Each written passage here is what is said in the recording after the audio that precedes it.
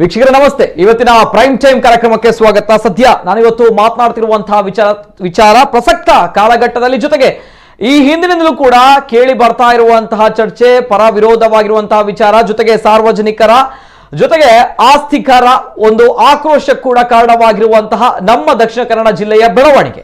ಈ ಬೆಳವಣಿಗೆ ಬಗ್ಗೆ ನಾನು ಇವತ್ತು ಮಾತನಾಡ್ತಿದ್ದೇನೆ. ಕಾರಣ ಅನೇಕ ವಿಚಾರಗಳು ಹರಿದಾಡ್ತಾ ಇದೆ. ಯಾಕಂದ್ರೆ ತಮ್ಗೆ ಗೊತ್ತಿರುವಂತಹ ವಿಚಾರ, ದಕ್ಷಿಣ ಕನ್ನಡ ಜಿಲ್ಲೆಯ ಬಂಟ್ವಾಳ ತಾಲೂಕಿನ ಕಾರಿಂಜ ಅನ್ನುವಂತಹ ಒಂದು ಸ್ಥಳ ಇದೆ. ಕಾರಿಂಜ ಅನ್ನುವಂತಹ ಸ್ಥಳದಲ್ಲಿ ಕಾರಿಂಜೇಶ್ವರನ ಒಂದು ಅದ್ಭುತವಾಗಿರುವಂತಹ ದೇವಸ್ಥಾನ ಇದೆ.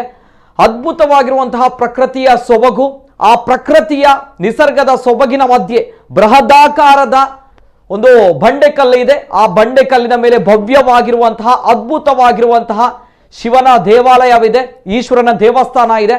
ಆತನಿಗೆ ಕಾರಿಂಜೇಶ್ವರ ಅನ್ನುವಂತಹ ಒಂದು ಹೆಸರಿನಿಂದ, ಆ ಒಂದು ಮಾತಿನಿಂದ ಅತ್ಯಂತ ಶ್ರದ್ಧಾಭಕ್ತಿಯಿಂದ ಕರಾವಳಿ ಭಾಗದ ಜನರು ಆರಾಧನೆಯನ್ನ ಮಾಡ್ತಾರೆ.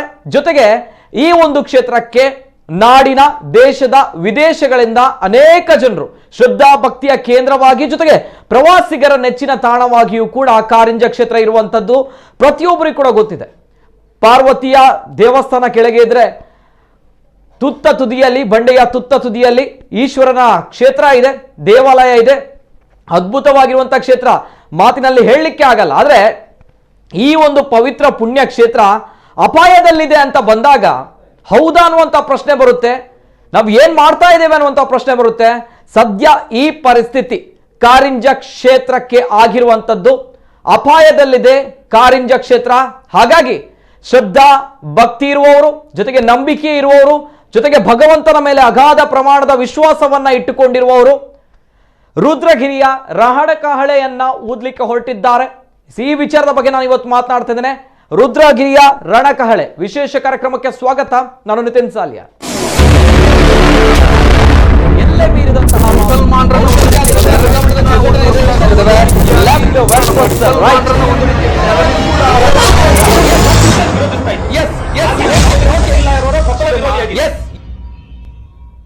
ಸುತ್ತಲೂ ಸಹ್ಯಾದ್ರಿಯ ಗಿರಿ ಶಿಖರಗಳು, ಜೊತೆಗೆ ಪುರಾಣಗಳು, ಐತಿಹಾಸಿಕ ಕಥೆಗಳನ್ನು ಹೇಳುವಂತಹ ಐತಿಹ್ಯಗಳು, ಅದ್ಭುತವಾಗಿರುವಂತಹ ಕ್ಷೇತ್ರ ಕಾರಿಂಜ ಕ್ಷೇತ್ರ. ಆದರೆ ಕಾರಿಂಜ ಕ್ಷೇತ್ರ ಅಪಾಯದಲ್ಲಿದೆ ಅಂತ ಬಂದಾಗ ನಮಗೂ ಕೂಡ ಅನೇಕ ಪ್ರಶ್ನೆಗಳು, ಜೊತೆಗೆ ಮನುಷ್ಯನ ಸ್ವಾರ್ಥದ ಜೀವನ ಇವೆಲ್ಲವೂ ಕೂಡ ಬೇಸರವನ್ನ ತರುತ್ತೆ, ಮತ್ಸರವನ್ನ ತರುತ್ತೆ. ನಾವು ಏನ್ ಮಾಡ್ತಾ ಇದ್ದೇವೆ ಅಂತ ಪ್ರಶ್ನೆಯೂ ಕೂಡ ಬರುತ್ತೆ. ಜೊತೆಗೆ ಈ ಹಿಂದೆ ಮೊನ್ನೆ ತಾನೆ ತುಂಬಾ ದೊಡ್ಡ ಮಟ್ಟದಲ್ಲಿ ವಿವಾದವನ್ನ ಸೃಷ್ಟಿಸಿರುವಂತಹ ಒಂದು ವಿಚಾರ, ಚಪ್ಪಲಿಯನ್ನ ಧರಿಸಿ ಆ ಕ್ಷೇತ್ರಕ್ಕೆ ಹೋಗಿರುವಂತಹ ವಿಚಾರದಿಂದ ಹಿಡಿದು ಆ ಕ್ಷೇತ್ರ ಅಪಾಯದಲ್ಲಿದೆ ಅಂತ ಬಂದಾಗ ಯಾಕೆ ಅಂತ ಕೇಳಿದಾಗ, ನಾನು ಆಗ್ಲೇ ಹೇಳಿದಾಗೆ ನಿಸರ್ಗದ ಮಧ್ಯದಲ್ಲಿ ಒಂದು ಬಂಡೆಕಲ್ಲಿದೆ. ಆ ಬಂಡೆಕಲ್ಲಿನ ಮೇಲೆ ಶಿವ ನಿಂತಿರುವಂಥದ್ದು, ಶಿವನ ದೇವಾಲಯ ನಿಂತಿರುವಂಥದ್ದು. ಅಲ್ಲಿ ಅಕ್ರಮ ಗಣಿಗಾರಿಕೆ ನಡೀತಾ ಇದೆ, ಕಲ್ಲು ಕ್ವಾರಿಗಳ ಕೆಲಸಗಳು ನಡೀತಾ ಇದೆ. ಹಾಗಾಗಿ ಆ ಕ್ಷೇತ್ರ ಅತ್ಯಂತ ಅಪಾಯಕಾರಿಯಲ್ಲಿದೆ ಅನ್ನುವಂಥದ್ದು. ಇಷ್ಟು ಅಪಾಯಕಾರಿಯಾಗಿರುವಂತಹ ಸುದ್ದಿಯನ್ನು ಇವತ್ತು ನಿನ್ನೆ ನಾವು ಕೇಳ್ತಾ ಇಲ್ಲ, ಈ ಹಿಂದಿನಿಂದಲೂ ಕೂಡ ಪದೇ ಪದೇ ಕೇಳ್ತಾ ಇದ್ದೇವೆ. ಅಲ್ಲಿ ಅಪಾಯದ ಅಳಿವಿನ ಅಂಚಿನಲ್ಲಿದೆ, ನಿರ್ನಾಮದ ಅಂಚಿನಲ್ಲಿದೆ ಅನ್ನುವಂಥದ್ದು. ಆದರೆ ಯಾರೊಬ್ರು ಕೂಡ ಯಾಕೆ ಧ್ವನಿ ಎತ್ತಿಲ್ಲ ಅನ್ನುವಂಥ ಪ್ರಶ್ನೆಗಳ ನಡುವೆ ಎಸ್, ಧ್ವನಿ ಎತ್ತಿದ್ದೇವೆ. ನಾವುಗಳು ಈ ಕ್ಷೇತ್ರದ ಉಳಿವಿಗಾಗಿ ಪ್ರಾಮಾಣಿಕ ಪ್ರಯತ್ನವನ್ನ ಮಾಡ್ತೇವೆ ಅನ್ನುವಂತಹ ನಿಟ್ಟಿನಲ್ಲಿ ಸಂಘಟನೆಯೊಂದು ಮುಂದೆ ಬಂದಿದೆ. ಕೆಲವು ವಿಚಾರಗಳ ಬಗ್ಗೆ ಸೂಕ್ಷ್ಮವಾಗಿ ಮಾತನಾಡಬೇಕು. ಯಾರ ಕಾರಣದ ಕೈಗಳು, ಯಾರ ಪ್ರಭಾವಿಗಳ ಒಂದು ಕೈವಾಡ ಇದೆ, ಯಾಕೆ ಈ ರೀತಿ ಆಗ್ತಾ ಇದೆ ಅನ್ನುವಂಥದ್ದು ಎಲ್ಲ ವಿಚಾರದ ಬಗ್ಗೆ ನಾನು ಮಾತಾಡ್ತೇನೆ. ಫಸ್ಟ್ ಏನಾಗಿದೆ ಅನ್ನುವಂಥದ್ದು ಕಂಪ್ಲೀಟ್ ಆಗಿರುವಂತಹ ಸಂಕ್ಷಿಪ್ತ ಚಿತ್ರಣ ಬರ್ತಾ ಇದೆ, ನೋಡ್ಕೊಂಬನ್ನಿ. ಅಪಾಯದಲ್ಲಿದೆ ಇತಿಹಾಸ ಪ್ರಸಿದ್ಧ ಕಾರಿಂಜೇಶ್ವರನ ಪುಣ್ಯಕ್ಷೇತ್ರ. ಪ್ರಭಾವಿಗಳ ಅಕ್ರಮ ಗಣಿಗಾರಿಕೆ ವಿರುದ್ಧ ಹಿಂದೂ ಜಾಗರಣ ವೇದಿಕೆ ರಣಕಹಳೆ. ಅದು ದಕ್ಷಿಣ ಕನ್ನಡ ಜಿಲ್ಲೆಯ ಬಂಟ್ವಾಳ ತಾಲೂಕಿನ ಕಾರಿಂಜದಲ್ಲಿರುವ ಇತಿಹಾಸ ಪ್ರಸಿದ್ಧ ಕ್ಷೇತ್ರ ಶ್ರೀ ಕಾರಿಂಜೇಶ್ವರ ದೇವಸ್ಥಾನ. ಅದ್ಭುತ ಪ್ರಕೃತಿಯ ಮಧ್ಯೆ ಬೃಹದಾದ ಬಂಡೆಯ ಮೇಲೆ ನೆಲೆ ನಿಂತ ಈಶ್ವರನ ಸನ್ನಿಧಾನವನ್ನ ನೋಡುವುದೇ ಕಣ್ಣಿಗೆ ಪರಮಾನಂದ. ಐತಿಹಾಸಿಕ ಕಥೆಗಳನ್ನ ಹೇಳುವ ಐತಿಹ್ಯಗಳು, ಸುತ್ತಲೂ ಸಹ್ಯಾದ್ರಿಯ ಗಿರಿ ಶಿಖರಗಳು ಭಕ್ತರ ಪಾಲಿಕೆ ಶ್ರದ್ಧಾ ಭಕ್ತಿಯ ಕೇಂದ್ರವಾದ್ರೆ ಪ್ರವಾಸಿಗರ ಪಾಲಿಕೆ ನೆಚ್ಚಿನ ಸ್ಥಳ. ಆದರೆ ಮಾನವನ ಸ್ವಾರ್ಥದಿಂದಾಗಿ ಇದೀಗ ಆ ಭಗವಂತನ ಸನ್ನಿಧಿಗೆ ಸಂಚಕಾರ ತಂದಿದೆ. ದೇವಾಲಯದ ಸುತ್ತಮುತ್ತ ನಡೆಯುತ್ತಿರುವ 4 ಕಲ್ಲು ಕ್ವಾರಿಯ ವಿರುದ್ಧ ಇದೀಗ ಜನರು ಜಾಗೃತಿ ಸಭೆಗೆ ಸಿದ್ಧರಾಗಿದ್ದಾರೆ. ಬಂಟ್ವಾಳ ತಾಲೂಕಿನ ಕಾರಿಂಜದಲ್ಲಿರುವ ಕಾರಿಂಜೇಶ್ವರನ ಕ್ಷೇತ್ರಕ್ಕೆ ಕೇವಲ ದಕ್ಷಿಣ ಕನ್ನಡ ಜಿಲ್ಲೆ ಮಾತ್ರವಲ್ಲ, ರಾಜ್ಯ ಹೊರ ರಾಜ್ಯಗಳಿಂದಲೂ ಭಕ್ತರು ಬರ್ತಾರೆ. ದೇವಸ್ಥಾನ ಬೃಹತ್ ಬಂಡೆಯ ಮೇಲ್ಭಾಗದಲ್ಲಿ ಇರೋದ್ರಿಂದ ಇಡೀ ದಕ್ಷಿಣ ಕನ್ನಡ ಜಿಲ್ಲೆಯ ವಿಶೇಷ ಕ್ಷೇತ್ರಗಳಲ್ಲಿ ಒಂದಾಗಿದೆ ಕಾರಿಂಜೇಶ್ವರ ಕ್ಷೇತ್ರ. ಸುಂದರ ದೇವಸ್ಥಾನಕ್ಕೆ ಕಂಟಕವಾಗುತ್ತಿರುವ ಕಲ್ಲು ಗಣಿಗಾರಿಕೆ. ಆದರೆ ಈಗ ಈ ಸುಂದರ ದೇವಸ್ಥಾನಕ್ಕೆ ಕಲ್ಲು ಗಣಿಗಾರಿಕೆ ಕಂಟಕವಾಗಿದೆ. ದೇವಸ್ಥಾನದ ಸುತ್ತ ಕಾರ್ಯಾಚರಿಸ್ತಾ ಇರುವ ಕಲ್ಲು ಗಣಿಗಾರಿಕೆಯಿಂದ ಅಪಾಯವಾಗ್ತಿದೆ. ದೇಗುಲದ ಸುತ್ತಲೂ 4 ಕಲ್ಲು ಗಣಿಗಾರಿಕೆಯ ಸ್ಫೋಟದಿಂದ ದೇಗುಲ ಬಿರುಕು ಬಿಟ್ಟಿದೆ. ತಡೆಗೋಡೆ ಈಗಾಗಲೇ ಕುಸಿದಿದ್ದು, ಸ್ಫೋಟದ ಸಂದರ್ಭ ಭಗವಂತನ ವಿಗ್ರಹವೇ ಕಂಪನ ಆದಂತಾಗುತ್ತಿದೆ. ಹೀಗಾಗಿ ಪ್ರಭಾವಿ ವ್ಯಕ್ತಿಗಳು ನಡೆಸುತ್ತಿರುವ ಅಕ್ರಮ ಗಣಿಗಾರಿಕೆಯ ವಿರುದ್ಧ ಹಿಂದೂ ಜಾಗರಣ ವೇದಿಕೆ ರಣಕಹಳೆಯನ್ನ ಮೊಳಗಿಸಿದೆ. ನವೆಂಬರ್ 21ರ ಭಾನುವಾರದಂದು ದೇವಸ್ಥಾನದ ರಥಬೀದಿಯಲ್ಲಿ ಬೃಹತ್ ಜನಜಾಗೃತಿ ಸಭೆಯನ್ನ ಆಯೋಜಿಸಲಾಗಿದೆ. ಈ ಕಾರ್ಯಕ್ರಮದಲ್ಲಿ ಸಾವಿರಾರು ಮಂದಿ ದೇವಸ್ಥಾನದ ಭಕ್ತರು ಸೇರುವ ಸಾಧ್ಯತೆಗಳಿದ್ದಾವೆ. ಹಿಂದೂ ಜಾಗರಣ ವೇದಿಕೆಯ ಕ್ಷೇತ್ರೀಯ ಸಂಘಟನಾ ಕಾರ್ಯದರ್ಶಿ ಜಗದೀಶ್ ಕಾರಂತ್ ಕಾರ್ಯಕ್ರಮದಲ್ಲಿ ದಿಕ್ಸೂಚಿ ಭಾಷಣವನ್ನ ಮಾಡಲಿದ್ದಾರೆ. ಕಲ್ಲು ಗಣಿಗಾರಿಕೆಯ ವಿರುದ್ಧ ಭಕ್ತರು ಸಿಡಿದೇಳಲು ವೈದಿಕ ಕಾರಣವೂ ಇದೆ. ದೇವಸ್ಥಾನದಲ್ಲಿ ಇತ್ತೀಚೆಗೆ ತಾಂಬೂಲ ಪ್ರಶ್ನೆಯನ್ನ ಇಡಲಾಗಿತ್ತು. ಆ ಪ್ರಶ್ನೆಯಲ್ಲಿ ಕಾರಿಂಜೇಶ್ವರನ ಬೆಟ್ಟದ ಕಲ್ಲು ಸುಮಾರು 6 ಕಿಲೋಮೀಟರ್ ವ್ಯಾಪ್ತಿಯವರೆಗೆ ಹರಡಿಕೊಂಡಿದೆ ಅನ್ನುವಂಥದ್ದು ತಿಳಿದು ಬಂದಿತ್ತು. ಹರಡಿಕೊಂಡಿರುವ ಕಲ್ಲು ಈ ಬೆಟ್ಟದ ಪಂಚಾಂಗವಿದ್ದಂತೆ. ಇದನ್ನ ಲೂಟಿ ಮಾಡಿದ್ರೆ ಶಿವನ ಕೋಪಕ್ಕೀಡಾಗುವುದು ಅನ್ನೋದನ್ನ ಸೂಚಿಸಲಾಗಿತ್ತು. ಹೀಗಾಗಿ ಈ ಅಕ್ರಮದ ವಿರುದ್ಧ ಜನ ಎಚ್ಚೆತ್ತುಕೊಂಡಿದ್ದಾರೆ. ಗೋಮಾಳ ಅತಿಕ್ರಮಿಸುವವರ, ಕ್ಷೇತ್ರಕ್ಕೆ ಅಪವಿತ್ರತೆ ತರುವವರ ವಿರುದ್ಧ ಸಮರ. ಪವಿತ್ರ ಕ್ಷೇತ್ರದ ಸಂರಕ್ಷಣೆಗಾಗಿ ಅಕ್ರಮವಾಗಿ ನಡೆಯುತ್ತಿರುವ ಗಣಿಗಾರಿಕೆಯ ವಿರುದ್ಧ, ಗೋಮಾಳ ಭೂಮಿಯನ್ನ ಅತಿಕ್ರಮಿಸುವವರ ವಿರುದ್ಧ, ಕ್ಷೇತ್ರಕ್ಕೆ ಅಪವಿತ್ರತೆ ತರುವವರ ವಿರುದ್ಧ ಸಮರ ಸಾರಿದ್ದಾರೆ. ಅಕ್ರಮ ಕಲ್ಲು ಗಣಿಗಾರಿಕೆಯ ವಿರುದ್ಧ ಸ್ಥಳೀಯರು ಸಂಬಂಧಪಟ್ಟ ಇಲಾಖೆಗೆ ದೂರನ್ನ ನೀಡಿದ್ದಾರೆ. ಆದರೆ ಇಲ್ಲಿ ಕಾಣದ ಕೈಗಳ ಪ್ರಭಾವಿ ವ್ಯಕ್ತಿಗಳಿಂದ ಈ ಗಣಿಗಾರಿಕೆ ನಿರಂತರವಾಗಿ ನಡೆಯುತ್ತಿದೆ ಅನ್ನೋದು ಭಕ್ತರ ಆರೋಪವಾಗಿದೆ. ಅನ್ಯಮತೀಯ ಯುವಕರ ಗುಂಪು ಪಾದರಕ್ಷೆ ಧರಿಸಿ ವಿವಾದ ಸೃಷ್ಟಿ. ಮೋಜು ಮಸ್ತಿಗೆ ಬಳಕೆಯಾಗುತ್ತಿದೆಯಾ ಕಾರಿಂಜೇಶ್ವರನ ಪುಣ್ಯಕ್ಷೇತ್ರ? ಅಲ್ಲದೆ ಇತ್ತೀಚೆಗೆ ಕಾರಿಂಜ ಕ್ಷೇತ್ರದೊಳಗೆ ಅನ್ಯಮತೀಯ ಯುವಕರ ಗುಂಪು ಪಾದರಕ್ಷೆಗಳನ್ನ ಧರಿಸಿ ದೇವಸ್ಥಾನದ ಪಾವಿತ್ರ್ಯತೆಗೆ ಧಕ್ಕೆಯನ್ನು ತಂದಿದ್ರು. ದೇವಸ್ಥಾನವನ್ನ ಮೋಜು ಮಸ್ತಿಗೆ ಬಳಸಿಕೊಂಡಿದ್ರು. ಈ ವಿಚಾರ ಭಕ್ತರ ಆಕ್ರೋಶಕ್ಕೆ ಕಾರಣವಾಗಿದ್ದು, ಪೊಲೀಸರು 6 ಮಂದಿ ಯುವಕರನ್ನ ಬಂಧಿಸಿದ್ದಾರೆ. ಒಟ್ಟಿನಲ್ಲಿ ಕಲ್ಲು ಗಣಿಗಾರಿಕೆಯಿಂದ ಇತಿಹಾಸ ಪ್ರಸಿದ್ಧ ಕ್ಷೇತ್ರ ಅಪಾಯವನ್ನ ಎದುರಿಸುತ್ತಿದೆ. ಸದ್ಯ ಜನ ಒಗ್ಗಟ್ಟಾಗಿ ದೇವಸ್ಥಾನದ ಸಂರಕ್ಷಣೆಗೆ ಮುಂದೆ ಬಂದಿದ್ದು, ಮುಂದೇನಾಗುತ್ತೆ ಅನ್ನೋದನ್ನ ಕಾದು ನೋಡಬೇಕಾಗಿದೆ.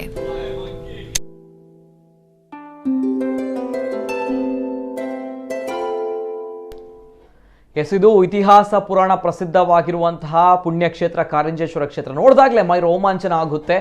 ಅದ್ಭುತವಾಗಿರುವಂತಹ ಕ್ಷೇತ್ರ. ನಿಸರ್ಗದ ಮಧ್ಯದಲ್ಲಿ ಒಂದು ಬಂಡೆಕಲ್ಲು, ಆ ಬಂಡೆಕಲ್ಲಿನ ಮೇಲೆಯಲ್ಲಿ ನಿಂತುಕೊಂಡಿರುವಂತಹ ಈಶ್ವರನ ಒಂದು ದೇವಾಲಯ, ಅದ್ಭುತವಾಗಿರುವಂತಹ ದೇವಸ್ಥಾನ. ಆದರೆ ಮನುಷ್ಯನ ಸ್ವಾರ್ಥ ಎಲ್ಲಿ ತನಕ ಹೋಗಿದೆ ಅಂತ ಬಂದಾಗ ನಾವುಗಳು ಯೋಚನೆ ಮಾಡಬೇಕು ಒಂದ್ ಕಡೆ. ಜೊತೆಗೆ ಈ ವಿಚಾರಗಳು ಮೊದಲನೇದಲ್ಲ, ಈ ಹಿಂದಿನಿಂದ ಕೂಡ ಅನೇಕ ವಿಚಾರಗಳು ಅಲ್ಲಿ ಕಲ್ಲು ಗಣಿಗಾರಿಕೆ ಆಗ್ತಾ ಇದೆ, ಹಾಗಾಗಿ ದೇವಾಲಯಕ್ಕೆ ಸಂಚಕಾರ ಇದೆ ಅನ್ನುವಂಥದ್ದು ಪ್ರತಿಯೊಬ್ಬರಿಗೂ ಕೂಡ ಗೊತ್ತಿದೆ.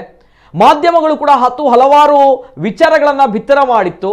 ಆದರೂ ಕೂಡ ಒಂದು ಪ್ರಶ್ನೆ ಇತ್ತು, ಯಾಕೆ ಆ ಭಾಗದ ಜನರು ಇದರ ಬಗ್ಗೆ ಧ್ವನಿ ಎತ್ತಲಿಲ್ಲ ಅನ್ನುವಂಥದ್ದು, ಧ್ವನಿ ಎತ್ತಲಿಲ್ಲ ಯಾಕೆ ಅನ್ನುವಂಥ ಪ್ರಶ್ನೆ ಒಂದ್ ಕಡೆ. ಆದ್ರೆ ಇನ್ನೊಂದ್ ಕಡೆ ಈ ನಮ್ಮ ಆಸ್ತಿಕರು ಅನ್ನುವಂತಹ ಒಂದು ವರ್ಗ ಇದೆ. ನಾವು ದೇವರನ್ನ ಅತಿಯಾಗಿ ನಂಬುವವರು ಅಥವಾ ದೇವರ ಮೇಲೆ ನಂಬಿಕೆ ಇದೆ. ಇಂತಹ ಒಂದು ಘಟನೆಗಳು ನಡೀತಾ ಇದೆ ಅಂತ ಬಂದಾಗ ಯಾಕೆ ಇದರ ಬಗ್ಗೆ ಧ್ವನಿ ಎತ್ತಿಲ್ಲ ಅನ್ನುವಂತಹ ಪ್ರಶ್ನೆ ಒಂದ್ ಕಡೆ ಬರುತ್ತೆ. ಮತ್ತೊಂದು ಕಡೆ ಬರುವಂಥದ್ದು, ಅನೇಕ ಸಂಘಟನೆಗಳು ಕೂಡ ನಮ್ಮ ಕಣ್ಣ ಮುಂದೆ ಬರುತ್ತೆ. ನಾವುಗಳು ಹಿಂದೂ ಧರ್ಮವನ್ನು ರಕ್ಷಣೆ ಮಾಡ್ತೇವೆ, ದೇವಾಲಯಗಳನ್ನು ರಕ್ಷಣೆ ಮಾಡ್ತೇವೆ. ಆದರೆ ಈ ರೀತಿ, ಅದರಲ್ಲೂ ಕೂಡ ಕಾರಿಂಜೇಶ್ವರ ಕ್ಷೇತ್ರ, ಆ ಶಿವನ ಕ್ಷೇತ್ರಕ್ಕೆ ಈ ರೀತಿ ಸಂಚಕಾರ ಅಂತ ಬಂದಾಗ ಯಾಕೆ ಯಾರು ಮಾತಾಡಿಲ್ಲ ಅನ್ನುವಂತಹ ಪ್ರಶ್ನೆಗಳ ನಡುವೆ ಇದೀಗ ಉತ್ತರ ಸಿಕ್ಕಿರುವಂಥದ್ದು ಹಿಂದೂ ಜಾಗರಣ ವೇದಿಕೆ ಇದೀಗ ಭಾನುವಾರದಂದು ಒಂದು ಕಾರ್ಯಕ್ರಮವನ್ನು ಹಮ್ಮಿಕೊಂಡಿದೆ. ರುದ್ರಗಿರಿಯ ರಣಕಹಳೆ ಅನ್ನುವಂತಹ ಒಂದು ಕಾರ್ಯಕ್ರಮ. ವೈ, ಯಾಕೆ ಈ ಕಾರ್ಯಕ್ರಮ ಅಂಡ್ ಏನ್ ಲಾಭ, ಕ್ಷೇತ್ರದ ಸುರಕ್ಷತೆಗೆ ಈ ಒಂದು ಕಾರ್ಯಕ್ರಮ ಎಷ್ಟು ಒತ್ತು ಕೊಡುತ್ತೆ ಅನ್ನುವಂತಹ ವಿಚಾರಗಳ ನಡುವೆ ರುದ್ರಗಿರಿಯ ರಣಕಹಳೆ ಅನ್ನುವಂತಹ ಹೆಸರನ್ನ ಅವರು ಇಟ್ಟಿದ್ದಾರೆ. ಕಾರಣ ಇಲ್ಲಿ 3 ಅಂಶಗಳನ್ನ ಅವರು ಜನರ ಮುಂದೆ ಇಟ್ಟಿದ್ದಾರೆ. ಹಾಗಾಗಿ ನಮ್ಮ ಹೋರಾಟ ಅನ್ನುವಂಥದ್ದು ಹೇಳ್ತಾ ಇದ್ದಾರೆ. ಎಲ್ಲ ವಿಚಾರದ ಬಗ್ಗೆ ನಾನು ಮಾತನಾಡಬೇಕು. ಜೊತೆಗೆ ಸದ್ಯ ದೇವಾಲಯದ ಪರಿಸ್ಥಿತಿ, ಜೊತೆಗೆ ಈ ದೇವಾಲಯದ ಈ ಪರಿಸ್ಥಿತಿಗೆ ಕಾರಣರಾದವರು ಯಾರು, ಹೇಗೆ ಆಗ್ತಾ ಇದೆ ಅಂಡ್ ಯಾಕೆ ಇದನ್ನು ನಿಲ್ಲಿಸಲಾಗಲಿಲ್ಲ ಅನ್ನುವಂತಹ ವಿಚಾರಗಳ ನಡುವೆ ತಾಂಬೂಲ ಪ್ರಶ್ನೆಯೂ ಕೂಡ, ಕ್ಷೇತ್ರದಲ್ಲಿ ತಾಂಬೂಲ ಪ್ರಶ್ನೆಯೂ ಕೂಡ ನಡೆದಿತ್ತು. ಆ ತಾಂಬೂಲ ಪ್ರಶ್ನೆಯಲ್ಲಿ ಒಂದು ಉತ್ತರ ಬರುತ್ತೆ, ವಿಚಾರ ಬರುತ್ತೆ. ಆ ವಿಚಾರ ಬಂದಂದಿನಿಂದ ಮಾತ್ರ ಆ ಭಾಗದ ಜನರು, ಜೊತೆಗೆ ಭಕ್ತಾಭಿಮಾನಿಗಳು ಸ್ವಲ್ಪ ತುಂಬಾ ದೊಡ್ಡ ಮಟ್ಟದಲ್ಲಿ ಎಚ್ಚರ ವಹಿಸಿದ್ದಾರೆ. ಜೊತೆಗೆ ಇನ್ನು ನಾವು ಸುಮ್ಮನೆ ಕೂತ್ಕೊಂಡ್ರೆ ಆಗಲ್ಲ ಅನ್ನುವಂತಹ ವಿಚಾರದಲ್ಲಿ ಮುಂದೆ ಬಂದಿದ್ದಾರೆ. ಮಾತನಾಡಬೇಕು ಎಲ್ಲ ವಿಚಾರದ ಬಗ್ಗೆ. ನಮ್ಮ ಜೊತೆ ಗಣ್ಯ ವ್ಯಕ್ತಿಗಳು ಜಾಯಿನ್ ಆಗಿದ್ದಾರೆ. ಆತ್ಮೀಯವಾಗಿರುವಂತಹ ಸ್ವಾಗತ ಸರ್. ಮೊದಲನೇದಾಗಿ ಶ್ರೀ ಕ್ಷೇತ್ರ ಕಾರಿಂಜ ವ್ಯವಸ್ಥಾಪನಾ ಸಮಿತಿ ಅಧ್ಯಕ್ಷರು ಚಂದ್ರಕಾಂತ್ ಶೆಟ್ಟಿ ಅವರು, ಆತ್ಮೀಯವಾಗಿರುವಂತಹ ಸ್ವಾಗತ ಸರ್. ನಮಸ್ತೆ ಸರ್. ನಮಸ್ತೆ.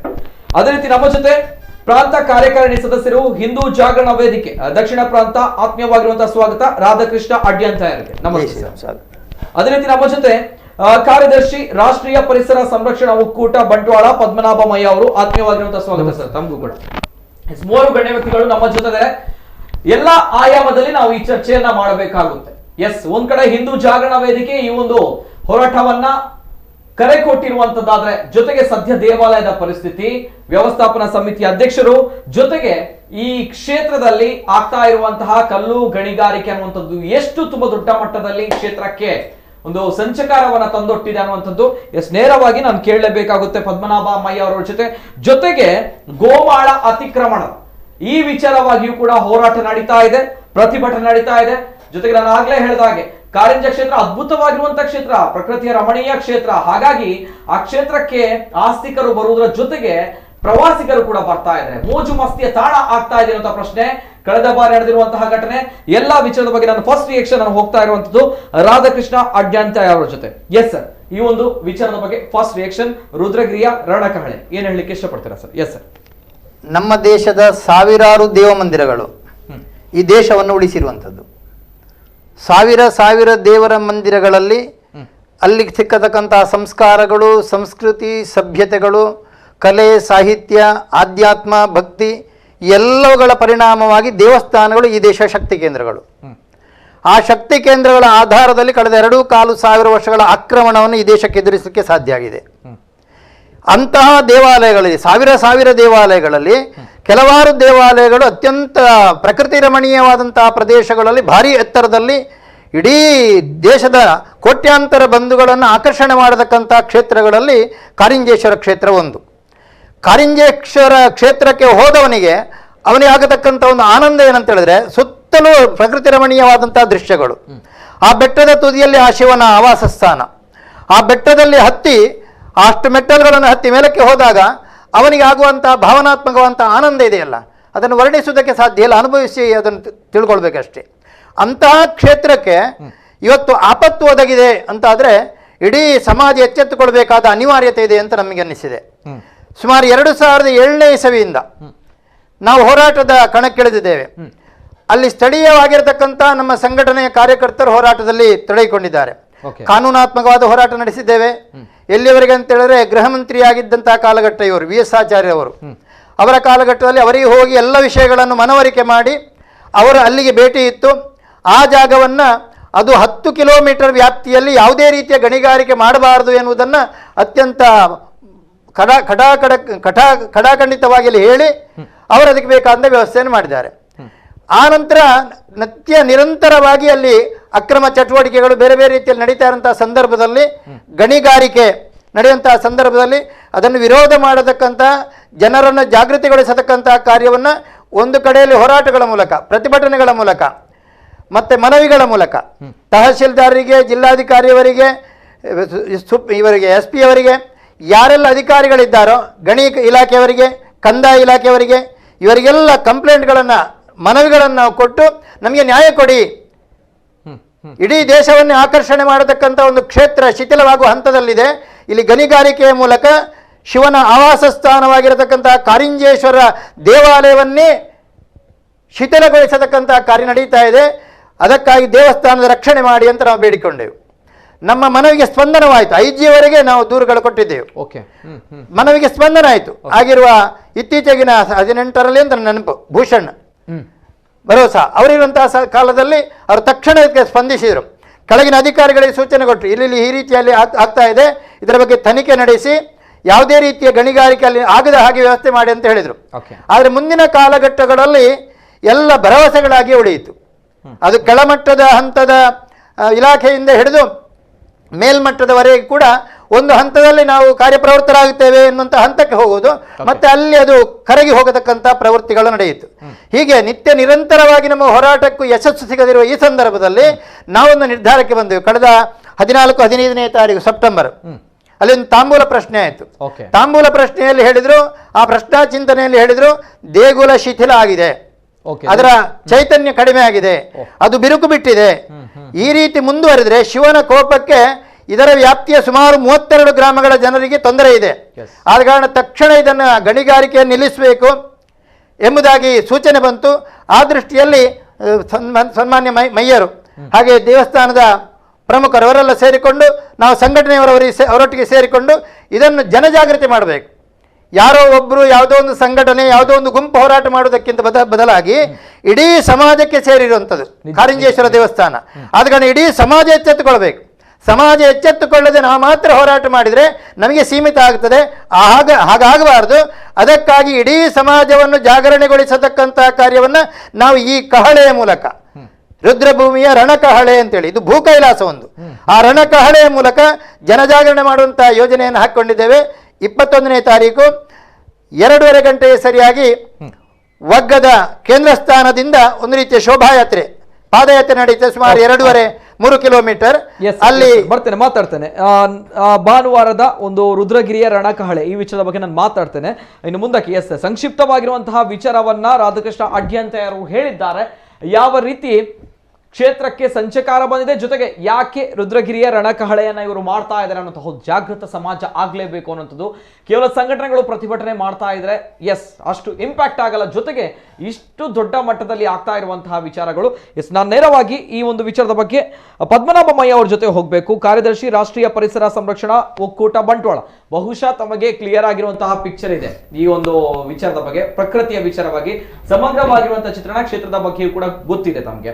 ಸುತ್ತಲೂ ಸಮಗ್ರವಾಗಿರುವಂತಹದ್ದು, ಅಲ್ಲಿ ಸಹ್ಯಾದ್ರಿ ಗಿರಿ ಶಿಖರಗಳು ಒಂದ್ ಕಡೆ ಬಂದ್ರೆ, ಜೊತೆಗೆ ಪ್ರಕೃತಿಯ ರಮಣೀಯ ಪರಿಸರ ಒಂದ್ ಕಡೆ ಇದ್ರೆ, ಮಧ್ಯದಲ್ಲಿ ಬಂಡೆಕಲ್ಲು. ಆ ಬಂಡೆಕಲ್ಲಿಗೆ ಆಗಿರುವಂತಹ ಹಾನಿ, ಈಗ ಆಗ್ತಾ ಇರುವಂತಹ ವಿಚಾರಗಳು.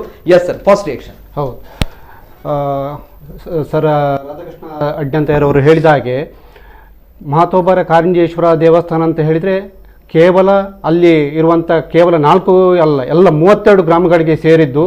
ಆ ದೇವಸ್ಥಾನದ ಸುತ್ತಮುತ್ತ ಅನೇಕ ರೀತಿಯಲ್ಲಿ ಏನು ಸ್ಫೋಟಕಗಳಿಂದಾಗಿ ದೇವಸ್ಥಾನಕ್ಕೆ ಹಾನಿ ಇದೆ ಎನ್ನುವಂಥದ್ದು ಅದು ಸತ್ಯವಾದ ವಿಚಾರ. ಅನೇಕ ಜನರಿಗೂ ಕೂಡ ತಿಳಿದಿದೆ, ಅನೇಕ ವರ್ಷಗಳಿಂದ ಇದು ಇದೆ. ಆದರೆ ಇದರ ಬಗ್ಗೆ ಹೋರಾಟ ಮಾಡುವಂತಹ ಮನೋಭಾವ ಇಲ್ಲದೆ ಇಳಿದದ್ದು ಬಹಳ ಬೇಸರದ ಸಂಗತಿ. ಅದಕ್ಕೋಸ್ಕರವಾಗಿ ಈ ಒಂದು ವಿಚಾರದ ಬಗ್ಗೆ ಸ್ಥಳೀಯ ಒಂದು ಕವಳ ಮೂಡೂರು ಗ್ರಾಮದಲ್ಲಿ ಸರ್ವೆ ನಂಬರ್ 164 2P1 ಮತ್ತು 172 2P1 ಈ ಒಂದು ಜಾಗದಲ್ಲಿ 1 ಎಕರೆ ಜಾಗದಲ್ಲಿ ಒಂದು ಕೋರೆ ನಡೀತಾ ಇದೆ.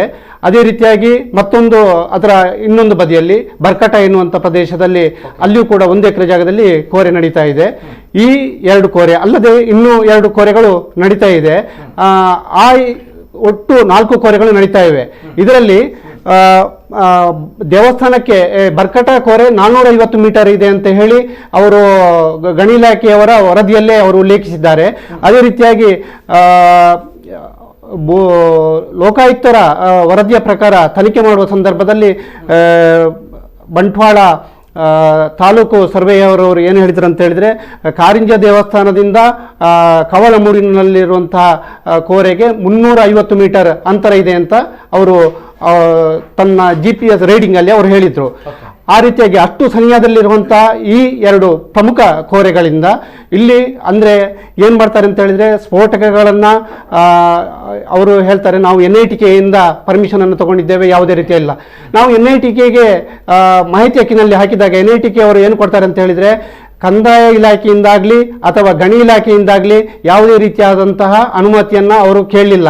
ಇದು ಕೇವಲ ಈ ಯಾರು ಗಣಿ ಮಾಲಿಕೆ ಗುತ್ತಿಗೆ ಮಾಡ್ತಾರೆ ಆ ಗುತ್ತಿಗೆದಾರರೇ ಅವರನ್ನ ಕರೆಸ್ತಾರೆ. ಅದೇ ರೀತಿಯಾಗಿ ಅವರಿಗೆ ಬೇಕಾದಾಗೆ ಮಾಡ್ತಾರೆ. ಅದೇ ರೀತಿಯಾಗಿ ಅವರಲ್ಲಿ ಕೊಡುವಾಗ ಒಂದು ಉಲ್ಲೇಖವನ್ನು ಮಾಡ್ತಾರೆ, ಸ್ಪಾನ್ಸರ್ಡ್ ಬೈ ಪದ್ಮಶೇಖರ್, ಈ ಪರ್ಪಸ್ ಆಗಿ ನಾವು ಅವರಿಗೆ ಇದು ಮಾಡಿದ್ದೇವೆ ಅಂತ ಹೇಳಿದೆ.